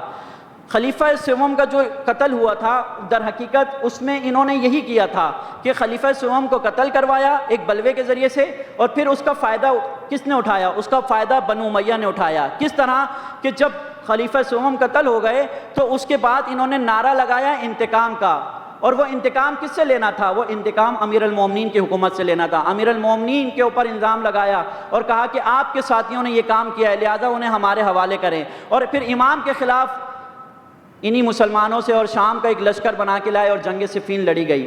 تو یہ انہوں نے منصوبہ سوچا ہوا تھا کہ ہم یہی کام کریں گے، حسین ابن علی سے بیعت لیں گے۔ اگر بیعت نہیں دیتے، اور انہیں معلوم تھا کہ حسین ابن علی سے بیعت لینا آسان کام نہیں ہے، لہٰذا انہوں نے سوچا ہوا تھا کہ امام اگر بیعت نہیں دیتے تو ہم امام کو اس طرح بلوے میں، اس طرح مجمع میں شہید کر دیں گے، اور پھر اس کا انجام بھی امام کے ساتھیوں پر ڈال دیں گے، اور پھر امام کے ساتھیوں کو سے انتقام کے بہانے سارے شیعوں کو اور اہل حق کو ختم کر دیا جائے گا۔ توجہ ہے آپ کی؟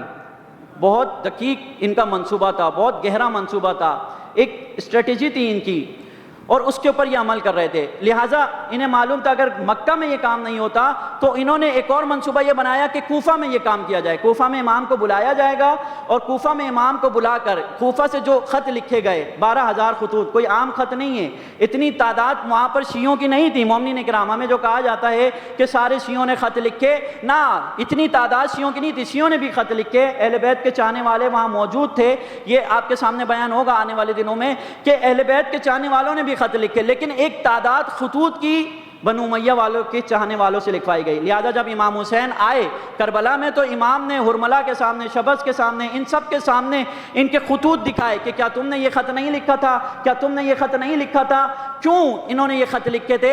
کہ امام کو کوفہ میں بلایا جائے گا اور امام کو کوفہ میں بلا کر اسی طرح شہید کر دیں گے اور اس کا الزام امام کے شیعوں پر ڈال دیں گے اور امام کے شیعوں پر الزام ڈال کر شیعوں کو بھی ختم کر دیں گے اور اس طرح اہل حق کا خاتمہ ہو جائے گا اور پھر فقط ہم رہ جائیں گے اور ہماری حکومت رہ جائے گی۔ اور وہ اسلام کا بغض جو ان کے دلوں میں موجود تھا اول دن سے، فتح مکہ سے، اس بغض کو نکالنا چاہتے تھے۔ مومنین اکرام، یہ منصوبہ تھا بنو امیہ کا جو میں نے آپ کے سامنے مختصر پیش کیا، لیکن یہ یاد رکھیں جس طرح بنو امیہ کا منصوبہ تھا دوسری طرف رسول اللہ کا منصوبہ تھا، بلکہ خود اللہ کا منصوبہ تھا کہ اللہ تعالیٰ قرآن میں فرماتا ہے مکروا و مکر اللہ، ایک مکر، ایک منصوبہ دشمنوں کا ہوتا ہے اور ایک مکر اللہ تعالیٰ کا مکر ہوتا ہے، منصوبہ ہوتا ہے۔ اور اللہ تعالیٰ یہ فرماتا ہے واللہ خیر الماکرین، اللہ کا مکر تمام مکروں پر غالب آ جاتا ہے۔ توجہ ہے؟ مکر ہماری زبان میں مکاری کو کہتے ہیں، لیکن مکر یعنی خفیہ تدبیر۔ ایک خفیہ تدبیر دشمن چلتا ہے، منافق چلتا ہے، اور ایک خفیہ تدبیر اللہ تعالیٰ چلتا ہے۔ مکروا و مکر اللہ واللہ خیر الماکرین، اور اللہ خیر الماکرین ہے۔ اللہ کی تدبیر تمام تدبیروں پر غالب آنے والی ہے، اور وہ اللہ کی تدبیر کیا تھی مومنین کرام؟ وہ اللہ کی تدبیر امام حسین کا قیام تھا۔ توجہ ہے آپ کی؟ ایک مرتبہ درود پڑھیں محمد وآل محمد کے ساتھ۔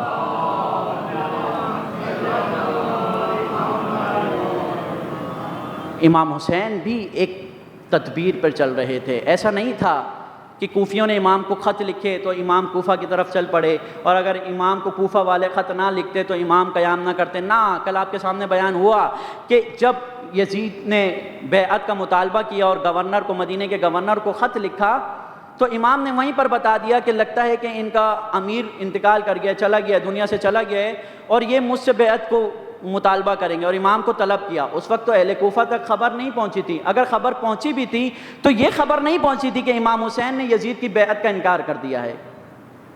لہٰذا کوفہ والوں کے کہنے پر نہیں، امام حسین سے جب بیعت کا مطالبہ کیا اگلے دن امام حسین نے قیام کا آغاز کر دیا۔ تو امام نے یہ قیام در حقیقت اللہ کی تدبیر پہ کیا تھا۔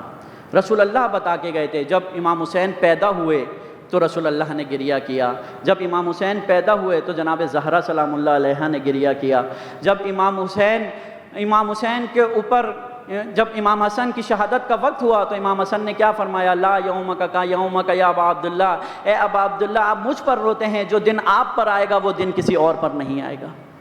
اور مومنین اکرام، یہ منصوبہ رسول اللہ نے بھی امام حسین کو بتا دیا تھا، امام حسن نے بھی بتا دیا تھا، اور امیر المومنین نے بھی بتا دیا تھا۔ جب جنگ صفین میں امام حسین کے ساتھ امیر المومنین جا رہے تھے تو کربلا سے گزر ہوا، اور کربلا سے گزر ہونے کے بعد، کربلا سے گزرتے ہوئے امام علی علیہ السلام نے فرمایا واللہ ہا ہنا، اللہ کی قسم یہ وہ جگہ ہے جہاں پر عاشقوں کا خون گرایا جائے گا۔ اور اس لشکر میں وہ عاشق، وہ حسین ابن علی موجود تھا جو امام کا یہ کلام سن رہا تھا۔ مومنین معلوم تھا، امام حسین کو معلوم تھا میں شہید کیا جاؤں گا، میں کربلا میں شہید کیا جاؤں گا۔ اور جب امام حسین مدینہ سے نکل رہے تھے تو ام سلمہ آئیں اور کہا کہ مجھے رسول اللہ نے یہ خاک دی تھی، اور کہا تھا کہ جب حسین مدینہ سے نکلنے لگیں گے تو اس خاک پر نظر رکھنا، جب یہ خاک سرخ ہو جائے تو یاد رکھنا کہ حسین کی شہادت کا وقت قریب آ گیا ہے۔ تو امام نے فرمایا مجھے معلوم ہے اماں کہ میں شہید کیا جاؤں گا۔ تو پھر بی بی سلمہ نے فرمایا کہ اگر ہو سکتا ہے تو پھر ان بیبیوں کو نہ لے کر جائے۔ تو امام نے کیا فرمایا کہ اماں جان اللہ کا یہ ارادہ ہے کہ یہ ان بیبیوں کو اسیر دیکھے، اللہ یہ چاہتا ہے۔ اور مومنین اکرام، یہ تو میں اس وقت کی بات کر رہا ہوں، بلکہ کربلا کا منصوبہ اللہ نے سب سے پہلے جب دنیا خلق کی اسی وقت لکھ دیا تھا۔ کیوں آپ نے روایت میں یہ نہیں دیکھا یا نہیں پڑھا کہ جب حضرت موسیٰ اس زمین پر آئے تو بے ساختہ حضرت موسیٰ کی آنکھوں سے آنسو جاری ہوئے اور اللہ سے دعا کی کہ اے اللہ یہ کیسی زمین ہے کہ جب میں نے یہاں پر قدم رکھا تو میرے آنسو آنکھ سے آنا شروع ہو گئے۔ جب حضرت آدم نے اپنی توبہ کے لیے پنجتن کا واسطہ دیا اور جب امام حسین کا نام آیا تو حضرت آدم کی آنکھوں سے آنسو جاری ہو گیا اور اللہ سے یہ سوال کیا کہ اے اللہ یہ کیسا نام ہے کہ جب یہ میری زبان پر جاری ہوتا ہے تو سات آنکھوں سے آنسو بھی جاری ہو جاتے ہیں۔ انبیاء بھی اس قیام کی خبر دے کے جا چکے تھے۔ رسول اللہ نے بھی امام حسین کو یہ خبر دی تھی، امیر المومنین نے یہ خبر دی تھی، بھائی حسن نے یہ خبر دی تھی، سب لوگ امام حسین کو بتا چکے تھے، اور امام حسین کو معلوم تھا کہ اللہ تعالیٰ مجھ سے جو کام لینا چاہتا ہے وہ کام کیا ہے۔ لہذا امام حسین اپنے ایک منصوبے پر نکلے، اس منصوبے پر چل رہے تھے، اور وہ منصوبہ کیا تھا؟ اور وہ منصوبہ یہ تھا کہ یزید مجھ سے بیعت کا مطالبہ کرے گا، اور یزید چاہے گا کہ بنو امیہ یہ چاہیں گے کہ میرے ذریعے سے، میرے قتل کے ذریعے سے فائدہ اٹھائے، لیکن امام حسین کو بتایا گیا تھا کہ آپ نے کس زمین پر جا کر آپ نے شہادت تو دینی ہے، لیکن اس زمین کا انتخاب آپ نے خود کرنا ہے، اور وہ زمین کربلا کی زمین ہوگی۔ لہذا جب امام کا راستہ روکا گیا تو امام کا راستہ روکنے کے بعد امام ایک جگہ ٹھہرے، اور پھر ٹھہر کر امام نے کہا کہ نہیں یہ وہ جگہ نہیں ہے، پھر امام آگے گئے اور آگے ہر زمین کا نام پوچھتے رہتے، اور جب ایک ایسی زمین پر پہنچے کہ جس زمین کا نام کربلا تھا، امام نے نام پوچھا کہ اس کا نام کیا ہے، تو بتایا گیا کہ مولا اس کا نام نینوا ہے۔ تو امام نے پوچھا کہ اس کا دوسرا نام کیا ہے، تو امام کو دوسرا نام بتایا گیا۔ تو امام نے جب مزید نام پوچھے تو بتایا گیا کہ ھذا موضع کربلا، کہ امام یہ کربلا کی زمین ہے۔ تو امام نے فرمایا کہ یہ وہی زمین ہے جہاں پر ہمارا خون بہایا جائے گا۔ امام کو خبر تھی، اور امام اپنے منصوبے کے تحت یزیدیت کو گھیر کر کربلا میں لے کر آئے تھے۔ امام ایک منصوبے پر عمل کر رہے تھے، وہ اللہ کا منصوبہ تھا، اللہ کی تدبیر تھی، اور یزید اپنے آباء و اجداد کے منصوبے پر عمل کر رہا تھا۔ مومنین کرام، یہ کربلا کا قیام عام قیام نہیں ہے، یہ ایسے نہیں تقدیروں کو بدلتا، ایسے نہیں نسلوں کو بدلتا۔ اور امام حسین علیہ الصلوۃ والسلام نے اس قیام کے لیے جو تدبیر اپنائی وہ یہ کہ امام حسین نے کربلا کی زمین انتخاب کی۔ کیوں؟ کیونکہ امام کو معلوم تھا کہ اگر میں کسی آبادی میں شہید کر دیا گیا تو میری یہ قربانی رائے گاہ چلی جائے گی، بنو امیہ اس کا فائدہ اٹھا لیں گے۔ لہذا امام نے ایسی زمین کا انتخاب کیا کہ جہاں پر صرف دو لشکر تھے، ایک یزیدیت کا لشکر تھا اور ایک حسینیت کا لشکر تھا۔ توجہ ہے آپ کی؟ صرف دو لشکر تھے، حسینیت کا لشکر اور یزیدیت کا لشکر، اور کوئی تیسرا نہیں تھا۔ جو بھی جس سے امام کی ملاقات ہوتی، راستے میں امام سے ملتا تو امام اس کو دعوت دیتے، آؤ ہمارے ساتھ ہماری مدد کرو، ہماری نصرت کرو، ہمارے اس قیام میں آؤ، اور رسول اللہ کی حدیثیں سناتے۔ اگر کوئی امام کے ساتھ آ جاتا تو امام اس کو مرحبا کہتے اور اپنے لشکر میں شامل کرتے، لیکن اگر امام کا وہ انکار کر دیتا، امام کے ساتھ نہیں آتا، ڈر جاتا یا لالچ کی وجہ سے یا کسی بھی دنیا کی وجہ سے، تو امام اس کو یہ کہتے کہ اگر تم یہاں پر نہ رہو، یہاں پر اگر تم نے خیمہ لگایا ہوا ہے تو یہاں سے کہیں کوسے دور چلے جاؤ۔ کیوں؟ کیونکہ ہم یہاں پر قیام کریں گے، اور میرے نانا نے مجھے خبر دی ہے کہ جب میں قیام کروں گا اور میں میری نصرت کے لیے جب میں آواز بلند کروں گا تو اگر میری کوئی آواز سنے گا اور سننے کے بعد اگر اس پہ لبیک نہیں کہے گا تو اللہ اس شخص کو جہنم میں ڈال دے گا۔ لہذا امام نے ساری جگہ خالی کروا دی۔ کربلا تھی، اور کربلا میں صرف دو لشکر تھے اور کوئی تیسرا لشکر نہیں تھا کوئی، کیونکہ امام کو خاموش لوگ پسند نہیں تھے، امام کو ساکت لوگ پسند نہیں تھے۔ مومنین کرام، اللہ کو، اور خصوصاً امیر المومنین علیہ الصلوۃ والسلام کے اگر آپ اقوال پڑھیں تو امیر المومنین کو خاموش لوگ پسند نہیں ہیں، جو یہ دیکھیں کہ ظالم ظلم کر رہا ہے اور ظلم کو دیکھ کر اپنی آنکھیں بند کر لیں، ظلم کو دیکھ کر اگر وہ اپنے منہ اپنے لبوں کو سل لیں تو یہ لوگ اللہ کی نظروں میں گر جاتے ہیں، یہ لوگ اللہ کو پسند نہیں ہیں۔ کیوں؟ کیونکہ یہ وہ لوگ ہیں جو ظالم کا ایک ہتھیار ہوتے ہیں، جو ظالم کا ہاتھ بنتے ہیں، جو ظالم کے مددگار بنتے ہیں۔ لہذا امام نے صرف دو لشکروں کو وہاں پر جمع کیا، ایک یزیدیت کا لشکر تھا جو امام کو شہید کرنا چاہتا تھا، اور ایک امام حسین کے چاہنے والے تھے، اور تیسرا کوئی نہیں تھا۔ جو کوفہ میں تھے وہ کوفہ میں تھے، جو بصرہ میں تھے وہ بصرہ میں تھے، مکہ والے مکہ میں حج کر رہے تھے، طواف کر رہے تھے، اور مدینہ والے مدینہ میں موجود تھے، لیکن کربلا والے جو امام کے حقیقی شیعہ تھے وہ امام کے ساتھ کربلا میں موجود تھے۔ اب یہ اشکال، یہ بات سوشل میڈیا پہ سنتے رہتے ہیں، یہ بات کی جاتی ہے عموماً کہ امام حسین کو کوفہ کے شیعوں نے بلایا۔ توجہ ہے آپ کی؟ میں نے ایک آپ کے سامنے بیان کیا کہ صرف شیعوں نے نہیں بلایا بلکہ بہت سارے خطوط بنو امیہ کی طرف سے لکھوائے گئے تھے، لیکن شیعوں نے بھی لکھے تھے۔ امام حسین کو شیعوں نے بلایا، اور بلانے کے بعد کربلا میں امام کو تنہا کر دیا، امام کا ساتھ چھوڑ دیا، اور امام کے ساتھ بے وفائی کی، اور امام کو انہوں نے شہید کر دیا۔ امام کے خلاف لشکر بنا کے لائے اور امام کو شہید کر دیا۔ مومنین کرام، اگر آپ یہ بات سنتے ہیں تو اگر ہمیں کربلا درست معنی میں معلوم ہو، اگر ہمیں تاریخ تاریخ سے آگاہ ہوں تو ہم انہیں یہ بتا سکتے ہیں کہ مومنین کرام کہ امام حسین کو کوفہ میں شیعوں نے نہیں بلایا تھا، بلکہ امام حسین کو کوفہ میں محبوں نے بلایا تھا، چاہنے والوں نے بلایا تو جو امام کو چاہتے تھے۔ لیکن جب ابن زیاد آیا تو وہ ابن زیاد سے ڈر کے خاموش بیٹھ گئے، یا بہت سارے جیلوں میں ڈال دیے گئے، یا بہت سارے قتل کر دیے گئے، جیسے ہانی بن عروہ کا شہید کر دیے گئے۔ لیکن امام حسین کو شہید انہی ناسبیوں نے کیا تھا، انہی بنو امیہ والوں نے کیا تھا۔ امام حسین کو شہید شیعوں نے نہیں کیا تھا، بلایا محبوں نے تھا، چاہنے والوں نے تھا، لیکن شیعوں نے امام کو شہید نہیں کیا۔ پھر اس وقت شیعہ کہاں تھے؟ تو انہیں جواب یہ دیا جائے گا کہ شیعہ اس وقت صرف 72 تھے۔ کیوں؟ کہ شیعہ وہ ہوتا ہے جو اپنے امام کا پیروکار ہوتا ہے، یعنی جہاں پر امام ہوتا ہے وہاں شیعہ ہوتا ہے، جہاں امام نہیں ہوتا وہاں وہ شیعہ نہیں ہوتا۔ لہذا کربلا کی زمین پر امام کے ساتھ 72 جو موجود تھے وہ امام کے شیعہ تھے، اور امام کے ساتھ وہ شہید ہو گئے۔ وہ 72 تھے جو امام کے شیعہ تھے، اور وہ امام کے ساتھ کربلا میں شہید ہو گئے۔ باقی چاہنے والے تھے، چاہنے والے تو ہزاروں میں ہوتے ہیں، لاکھوں میں ہوتے ہیں، کروڑوں میں ہوتے ہیں، لیکن شیعہ کسے کہتے ہیں؟ شیعہ جو اپنے امام کا مطیع ہو، جو اپنے امام کی جہاں پر امام ہو، جہاں پر زمانے کا امام موجود ہو وہاں پر وہ بھی موجود ہوں، اس میدان میں وہ بھی موجود ہوں، وہ حقیقی شیعہ ہوتے ہیں۔ اور یہ شیعہ 72 تھے، یا ایک تاریخ کے مطابق 100 تھے، یا 100 سے کچھ زیادہ تھے۔ یہی تھے جو کربلا کی سرزمین پر موجود تھے۔ اس کے علاوہ چاہنے والے تھے اور دوسرے لوگ موجود تھے، لیکن شیعہ نہیں تھے۔ مومنین اکرام، حقیقی شیعہ انسان اس وقت بنتا ہے جب اسے امام حسین کے مقصد سے آشنائی ہو۔ امام حسین کیوں قیام کر رہے تھے؟ امام حسین اسی لیے امام نے قیام کیا کہ یزید بنو امیہ جو منصوبہ بنا کر لایا تھا، اس منصوبے کو امام نے اللہ کے منصوبے کے ذریعے سے اس کو ختم کرنا تھا، اس کو فیل کرنا تھا۔ اور مومنین اکرام، امام حسین علیہ الصلوۃ والسلام اللہ کے بنائے ہوئے منصوبے کے مطابق امام نے قیام کیا، اور قیام کرنے کے بعد جو امام کے ساتھ آیا وہ صرف وہی تھا جو اپنے امام کی معرفت رکھتا تھا۔ مومنین اکرام، یہ مجلس، آج کی مجلس حضرت عباس علیہ الصلوۃ والسلام سے منسوب کی گئی ہے۔ امام کی معرفت، اطاعت امام اگر دیکھنا چاہتے ہو، وفائے امام یعنی زمانے کے امام کے ساتھ اگر وفا دیکھنا چاہتے ہو تو وہ حضرت عباس سے دیکھو، حضرت عباس سے سیکھو۔ مومنین اکرام، آپ کو معلوم ہے کہ امیر المومنین کے 18 بیٹے تھے، لیکن کربلا میں جو تاریخ نے لکھا ہے 7 یا 9 ایک تاریخ کے مطابق، یہ امیر المومنین کے بیٹے یا امام حسین کے بھائی تھے جو امام حسین کے ساتھ کربلا میں شہید ہوئے، ان 18 بنو ہاشم کے اندر۔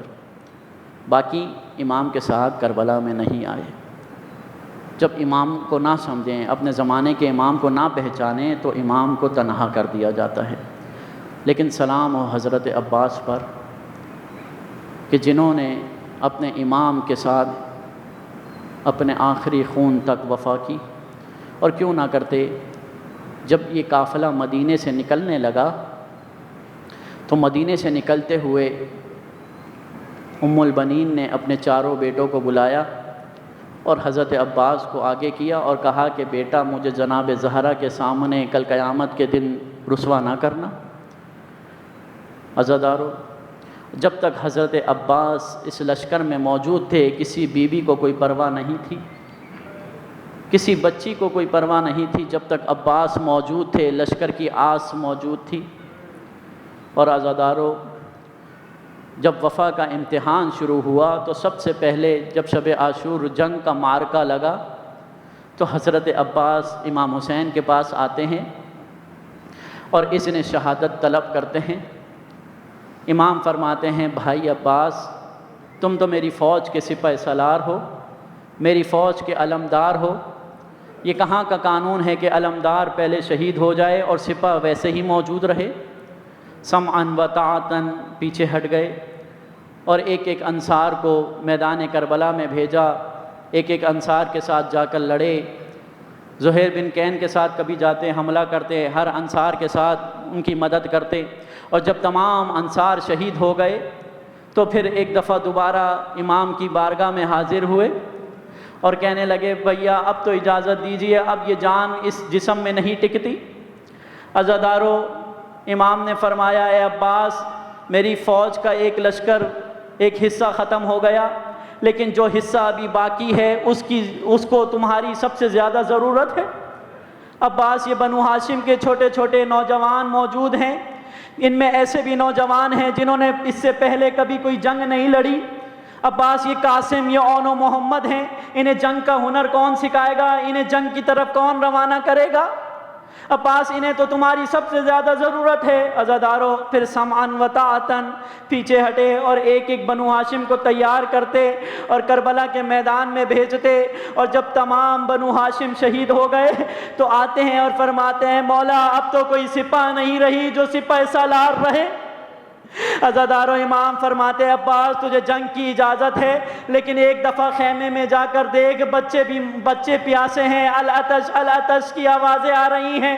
عزادارو حضرت عباس خیمے میں جاتے ہیں اور مشکیزہ اٹھاتے ہیں تو دیکھتے ہیں کہ ایک بچی اپنے ساتھ چند بچوں کو جمع کرتی ہے اور ایک خیمے میں کسی مشکیزے کو اٹھا کر کہتی ہے کہ شاید اس میں پانی ہو۔ جب اس میں پانی نہیں ہوتا تو دوسرے خیمے میں جاتی ہے اور بچوں کو آس دے رہی تھی کہ جب دیکھتی ہے کہ حضرت عباس نے مشکیزہ اٹھایا ہے تو سارے بچوں کو کہتی ہے بچوں میں ابھی تک تمہیں پیاس کی آس دے رہی تھی، لیکن اب وعدہ کرتی ہوں کہ پانی خیموں تک آ جائے گا، اب میرے چچا پانی لینے جا رہے ہیں۔ بس عزادارو جب حضرت عباس نے یہ منظر دیکھا تو آنکھوں سے آنسو آ گئے۔ عباس نے ایک علم لیا، ایک مشکیزہ لیا اور فرات کی طرف دوڑ لگائی۔ علی کا بیٹا فرات کی طرف بڑھتا ہے اور کسی کی ہمت نہیں ہوئی کہ عباس کو روک سکے۔ حضرت عباس نہر فرات پر پہنچتے ہیں اور مشکیزہ بھرتے ہیں، اور مشکیزہ بھرنے کے بعد یہ وفا کا پیکر یہ کیا کرتا ہے، پانی چلو میں اٹھاتا ہے، پیاسا ہے 3 دن سے پیاسا ہے، لیکن جب پانی اٹھاتا ہے تو اپنا عکس پانی میں دیکھ کر کہتے ہیں کہ اے نفس عباس تو بھی پیاسا ہے لیکن تیرا مولا بھی پیاسا ہے، بیبیاں بھی خیمے میں پیاسی ہیں، اے عباس تو اگر پانی پی لے گا تو بیبیوں سے پہلے کیسے ہو سکتا ہے کہ عباس پانی پی لے اور بیبیاں پیاسی رہیں، مولا پیاسے رہیں۔ بس عزادارو جو پانی چلو میں اٹھایا تھا واپس فرات میں پھینک دیتے ہیں اور واپس گھوڑے کو خیموں کی طرف لے جانا چاہتے ہیں۔ جب عمر سعد نے دیکھا کہ عباس نے مشکیزے میں پانی بھر لیا ہے تو کہتے ہیں کہ اگر یہ پانی خیمے تک پہنچ گیا تو قیامت تک حسین کو اور عباس کو نہیں روک سکتے۔ بس عزادارو لعین گھیر لیتے ہیں اور گھیر کر حضرت عباس پر حملہ شروع کرتے ہیں کہ ایک لعین حضرت عباس کے ایک ہاتھ پر وار کرتا ہے، عباس کا بازو قلم ہو جاتا ہے، عباس مشکیزہ دوسرے ہاتھ میں لے لیتے ہیں، عزادارو ایک لعین پھر وار کرتا ہے، عباس کا دوسرا ہاتھ بھی قلم ہو جاتا ہے، عباس مشکیزے کا تشمہ منہ میں پکڑ لیتے ہیں۔ عزادارو لعین کہتا ہے عباس کو چھوڑو، مشکیزے کو نشانہ بناؤ۔ بس عزادارو ایک لعین تیر کا نشانہ لیتا ہے، مشکیزے کا چھدنا تھا، عباس کی آس ٹوٹ گئی۔ اب عباس سوچتے ہیں کہ اگر اب پانی نہیں تو خیمے میں جا کر کیا کروں گا۔ عزادارو حضرت عباس سوچتے ہیں کہ اب مجھے جنگ کرنی چاہیے، لیکن عزادارو آپ کو معلوم ہے کہ جنگ کے لیے تو ہاتھ چاہیے، لیکن عباس کے تو بازو قلم ہو چکے۔ عزادارو اتنے میں ایک لعین گرز کا وار کرتا ہے کہ عباس کے زین سے زمین پر آتے ہیں، آواز دیتے ہیں الیہ الیہ یا مولا، مولا مدد کو آئیے، مولا عباس زین پر نہیں رہے۔ عزادارو جب امام حسین نے حضرت عباس کی ندا سنی ہے نا تو کیا فرماتے ہیں، بہت دردناک جملہ ہے، فرماتے ہیں عباس ان کا سر زاری، عباس تیری ندا نے میری کمر توڑ دی۔ بس عزادارو مصائب کے آخری جملے جب امام حسین نہ جانے کس طرح اپنے آپ کو حضرت عباس تک پہنچاتے ہیں اور دیکھتے ہیں کہ عباس کی آنکھوں میں خون آیا ہے تو کہتے ہیں کہ عباس میں تجھے خیمے میں لے جاتا ہوں، بیبیاں مرہم کر دیں گی، آرام آ جائے گا۔ عزادارو عباس کے تو ہاتھ نہیں تھے، انہیں خون بھری آنکھوں سے اشارہ کر کے فرماتے ہیں اے میرے مولا مجھے خیمے میں نہ لے کر جانا، عباس شرمندہ ہے، سکینہ سے وعدہ کر کے آیا ہے پانی لے کر آئے گا، لیکن عباس بغیر پانی کے اب خیمے میں کیسے جائے۔ ولعنت اللہ علی القوم الظالمین۔